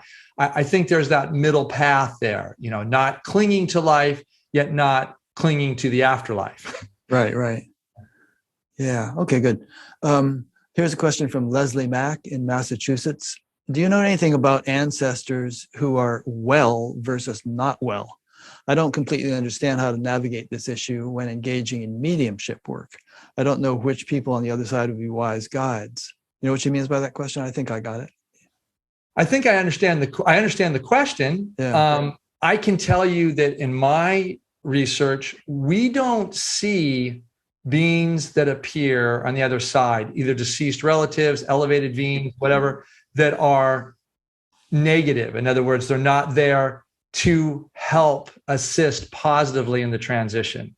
I don't see that. So I would say that's more of a question for somebody, either a shaman who can communicate with the other side, or a medium. There are ways to get in touch. I'm a big fan of quality mediumship. Yeah, Leslie, my guest last week, Lauren Robertson, might be able to answer your question, and you can easily get in touch with her through Facebook. She'd be happy to answer your question. Okay, question number 5. Here we go. This is from Prachi Dixit in Torrance, California. I know of someone who actually announced their date and time of death and passed at that moment, healthy. Is it possible for people to be that spiritually advanced? Wow, that is a great question, and that's out of my purview. Rick, I'd say that's from your understanding and study of great spiritual masters. I have heard of that, being able to have some sense of when you're going to die. I mean, the Dalai Lama has said that the fruit of a good spiritual meditation practice is knowing about 2 years in advance that you're going to die, not the specific time and date. But he has said that good monks will have a good sense of precognitive insight as to their time is coming. Yeah, I had a really dear friend whom I taught to meditate actually when she was in high school, and she was living here in my town, and she knew she was going to die. She made arrangements with a friend of hers to have some money put away, and made other sorts of arrangements. And one day she was driving to the next town to go teach at the college there, and it was starting to snow, and she crossed a bridge, and the bridge was icy, and she lost control and went head on into a big truck. But she just knew it to the extent that she was actually making arrangements. She was a young mother. She must not have been more than 30 years old. She had had a child a month before, and or a little bit very previously, and but she just saw it coming. Yeah, and this is, I just want to invite your listeners, if they have questions about end of life experiences and they're wondering where they are, what type they are, we have a whole set of resources on the sharedcrossing.com website that people can look at. They can even see videos similar to what I showed here today of other shared death experiences. But like any of this stuff, pre-death premonitions, pre-death visions and visitations, post-death visions, visitations, synchronicities. No one's asked about synchronicities, but there are amazing synchronicities that happen at and around the time of death, like clock stopping at the time of death, and dogs howling, and birds doing interesting behaviors. I used to be so reticent to explore this stuff because it seems so woo-woo. And yet, when we do the research, we find that, now you're telling me that this person's birthday was March 4th, and you see her, around when they died, on that clock, and every clock in your house, every oven, every digital display said 3-4 on it. You go, yeah, Like, how does that happen? You just hear these stories and they're mind benders, and so I always say, we're energetic beings. And I think the way that our deceased loved ones can communicate with us is often through energetic means. They can work with electricity and such. It's a bit of a stretch, but I think it works. And I've seen hundreds and hundreds of cases that the best, easiest explanation is that this is some sort of communication from across the veil. Yeah. I know Mark Twain was born when Halley's Comet was here. And I forget the story. Maybe somebody can look this up, but I think he predicted that he was going to die when Halley's Comet came back again. And he did. Wow. Wow. Yeah. Yeah, the mystery is so important. I mean, I just think at the end of the day, I mean, I hope I don't come off as sounding like it's like this or that. I mean, I have this data, I have a point. I think there's a profound pattern here that I'm presenting to the world in a way that I think is helpful. I want people to know this. But at the end of the day, it's a mystery. I mean, it is just a great mystery here. And to say this as well, everything that I'm picking up in our research is right on the initial stages of the afterlife. I can't say too much more beyond that. You mentioned Michael Newton's work, which I've studied greatly, and I am actually a regression therapist as well. So I've gone back into the space between lives with people. And there's a great deal of patterning there that suggests some form and structure to the space between lives. It can be an afterlife, but space in between lives. And it's compelling, but it's still a mystery. I think we just have to be so careful about what we claim to be truth. Yeah, well, you don't come across as dogmatic. I think we both say, well, yeah, we're really confident that you continue after you die, but we're not saying you better believe this or you're going to hell or something. Yeah. It's just our conviction based upon everything we've learned. Have I told you, or did you watch my interview with Father Nathan Castle? Oh, I know Father Nathan Castle, but I didn't see the interview. Yeah, about a month ago or so. He was really interesting. Just for the benefit of the listeners, he was this Catholic priest who, I won't tell the whole detail, you can watch my interview with him, but who began to have experiences of helping people who had died, perhaps years before in many cases, but who were kind of stuck. And he helps them move on. He kind of gets them through a certain stage, and then the conductor comes or somebody comes and say, okay, you can come now. And so that's a fascinating thing related to what we're talking about here today. Yeah, and spiritualism has, a whole form in cosmology for that transition.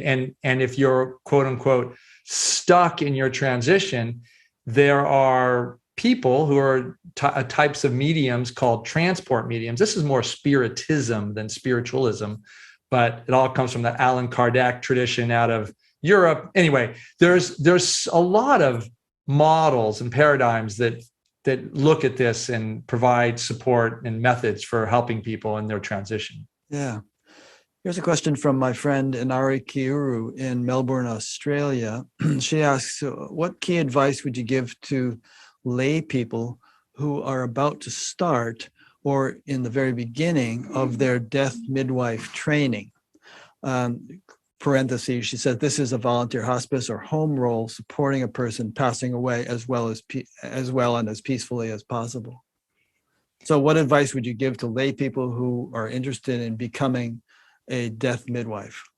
I think I appreciate that question. And first of all, really see that death midwifery, or death doulas, as they're often called now increasingly, is a role that's growing as a profession, and it's much needed. And what I would say to anyone who wants to do that is, there are a number of great training institutes around. Get good training, but do it in a few different ways. Make sure you get solid understanding for the physical medical process of a body breaking down. Study the psychological and spiritual aspects of dying. And increasingly, there are schools that are sprouting up grassroots to offer this. If she has questions, she can reach out to me on my sharedcrossing.com, just contact us and I have some referrals to people that do that. But the most important thing is to really be curious about what's happening. I think if you come in with an open heart and a curiosity about helping, when I train people in my trainings, what I say, the first thing you do is stop at that door before you go into that room and commit yourself to service to them. Realize that your role when you walk in there is to attune to what the dying and their caregiver and the caregiver loved ones, because the family is suffering too when someone's dying. Attune to the needs of them and make yourself available. It's such a wonderful thing just to give yourself over in service. It's really easy actually if you just come in without an agenda and attune to the dying. In that deepest, most authentic, and I say spiritual way, feel and sense into them and ask, what do they need? Ask them and ask the other beings that are often present, the conductor, if you will, and others that are there to help this beautiful transition. Nice answer. So I mentioned earlier that there were some kind of philosophical or cultural or I don't know, some broad picture kind of points towards the end of your book. And I think we've covered some of them, but are there some things along those lines that we haven't covered yet that we want to cover before we wrap it up? I mean, I think actually, Rick, at the beginning, we talked about the limitations of the current medical establishment in dealing with end of life. And I really want to be clear is that there's so many good people within that institution, if you will, the palliative and hospice care doctors and nurses in particular. I mean, nurses are just huge in this because they provide most of the care. And I think increasingly, what we're talking about is what needs to happen. There needs to be a greater understanding for the spiritual aspects of dying. If there's one thing that we need to assert is that, yes, there's a physical body dying, but there's a spirit, a consciousness that needs to be tended to. Whether you believe that goes on or not to an afterlife, what have you, there's a bunch of spiritual, emotional needs that need to be met, and they're not going to be met with medical interventions. They can be met with kindness, compassion, authentic connection, and really dialoguing about end of life more frequently. If there's one thing I would ask your listeners to do is go out after this, after their time with hearing our interview, and talk to their friends about this. Ask them, have you had these experiences? Are you aware of this? Are you aware of any spiritual experiences at the end of life? What I have found is that most people will be surprised how many people have had profoundly spiritual experiences at the end of a life as a caregiver or a loved one and don't share it. They just don't share it because for some reason our culture, the modern culture, hasn't made space for it. So those are the pieces that I see that need to happen to change the way in which we die in our modern culture. And this will likely not be a top-down change. This will likely be a consumer-driven, as patients and caregivers of patients who will demand, hopefully lovingly and kindly, that our end-of-life institutions respond to these spiritual needs. And a lot of that goes to that there'll be a lot more dying at home and without any medical interventions, just comfort care. Yeah.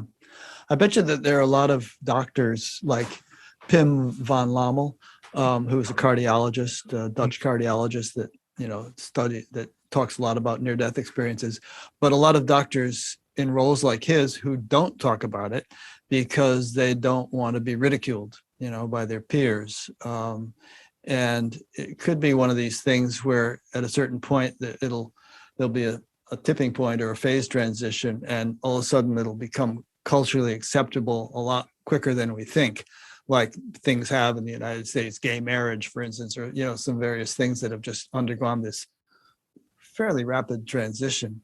And the way tipping points work or phase transitions, they can be quite sudden and you don't realize how close you are to them.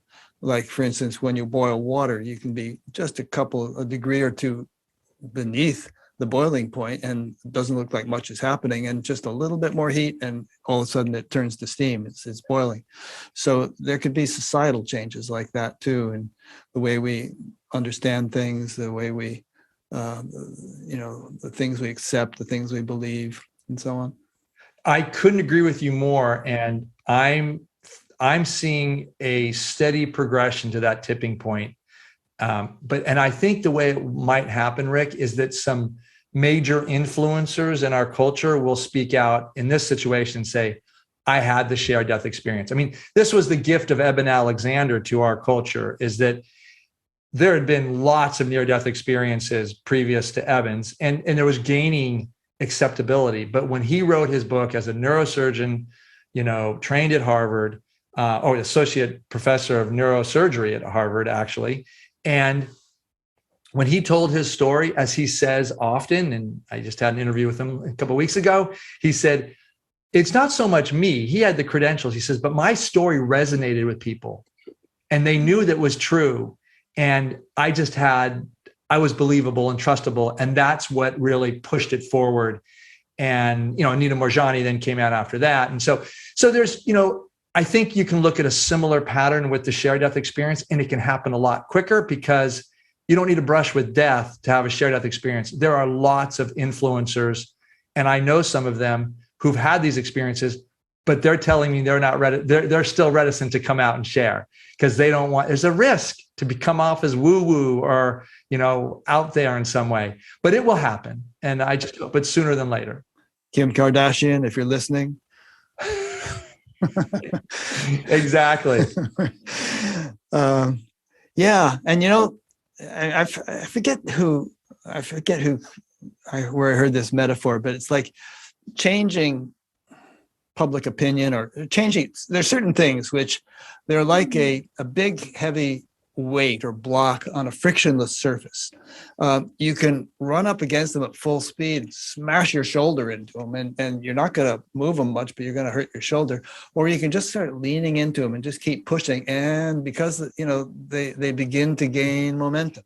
And so what you're doing is like that. Maybe what I'm doing is part of that, where there's and a lot of people are doing this, and it's just like we're pushing that big heavy block, and it's just starting to pick up speed, and eventually it really gets clipping along. I hope so. I believe what you're talking about in terms of this gentle pushing, cajoling, and you don't know when is that force that we're applying in a gentle way, when is it actually going to move the boulder? When is it going to actually start the spin in the wheel that will then take on an inertia of its own? I think it's moving. It's just a question of when will it reach adequate speed, and this boulder we're talking about, it's not only about getting people to accept life after death more commonly, but humanity's very continuation is at stake, and for a number of reasons, and a lot of things have to change in order to avert catastrophe. So, and I kind of feel like the spiritual enterprise, broadly speaking, is the most fundamental and pivotal influence in bringing about that change. There's just kind of this little race between that influence bubbling up enough and all kinds of dire consequences if we don't correct some things. Yeah, and I think you alluded to this in the beginning. I mean, I think it's in everyone's interest for us to change the manner in which we look at end of life, and the transformations that come when you embrace the spiritual end of life are really meaningful, and they ripple throughout our culture. Yeah. And death is something that we're all going to experience, and our loved ones too. So it's a place where we can really know that any type of investment of our time and our study and whatever into learning how to die more consciously is going to yield positive effects for ourselves and for our loved ones and for our culture at large. We need a new paradigm around death and dying. We can't be doing this spending a good deal of, quite frankly, public funds to support people with interventions to prolong life that's not yielding anything. We need to pull back on that and look at a more conscious way of dying. Well, that's a good wrap-up point. So great. Well, thanks. Well, thank you, Rick. Really enjoyed our time together. Thank you. Me too. I had a lot of fun. And those, thanks to those who've been listening or watching, we have quite a few interviews scheduled now. If you look on the upcoming interviews page on batgap.com, you'll see what's coming up. And there's a little thing on the right side of each one of them that where you can add it to your calendar and get a reminder, so that you can catch the live one when while we're actually doing the interview, and you can send in questions and so on. Okay, so thank you, and thank you, William, and let's stay in touch. Thank you, Rick.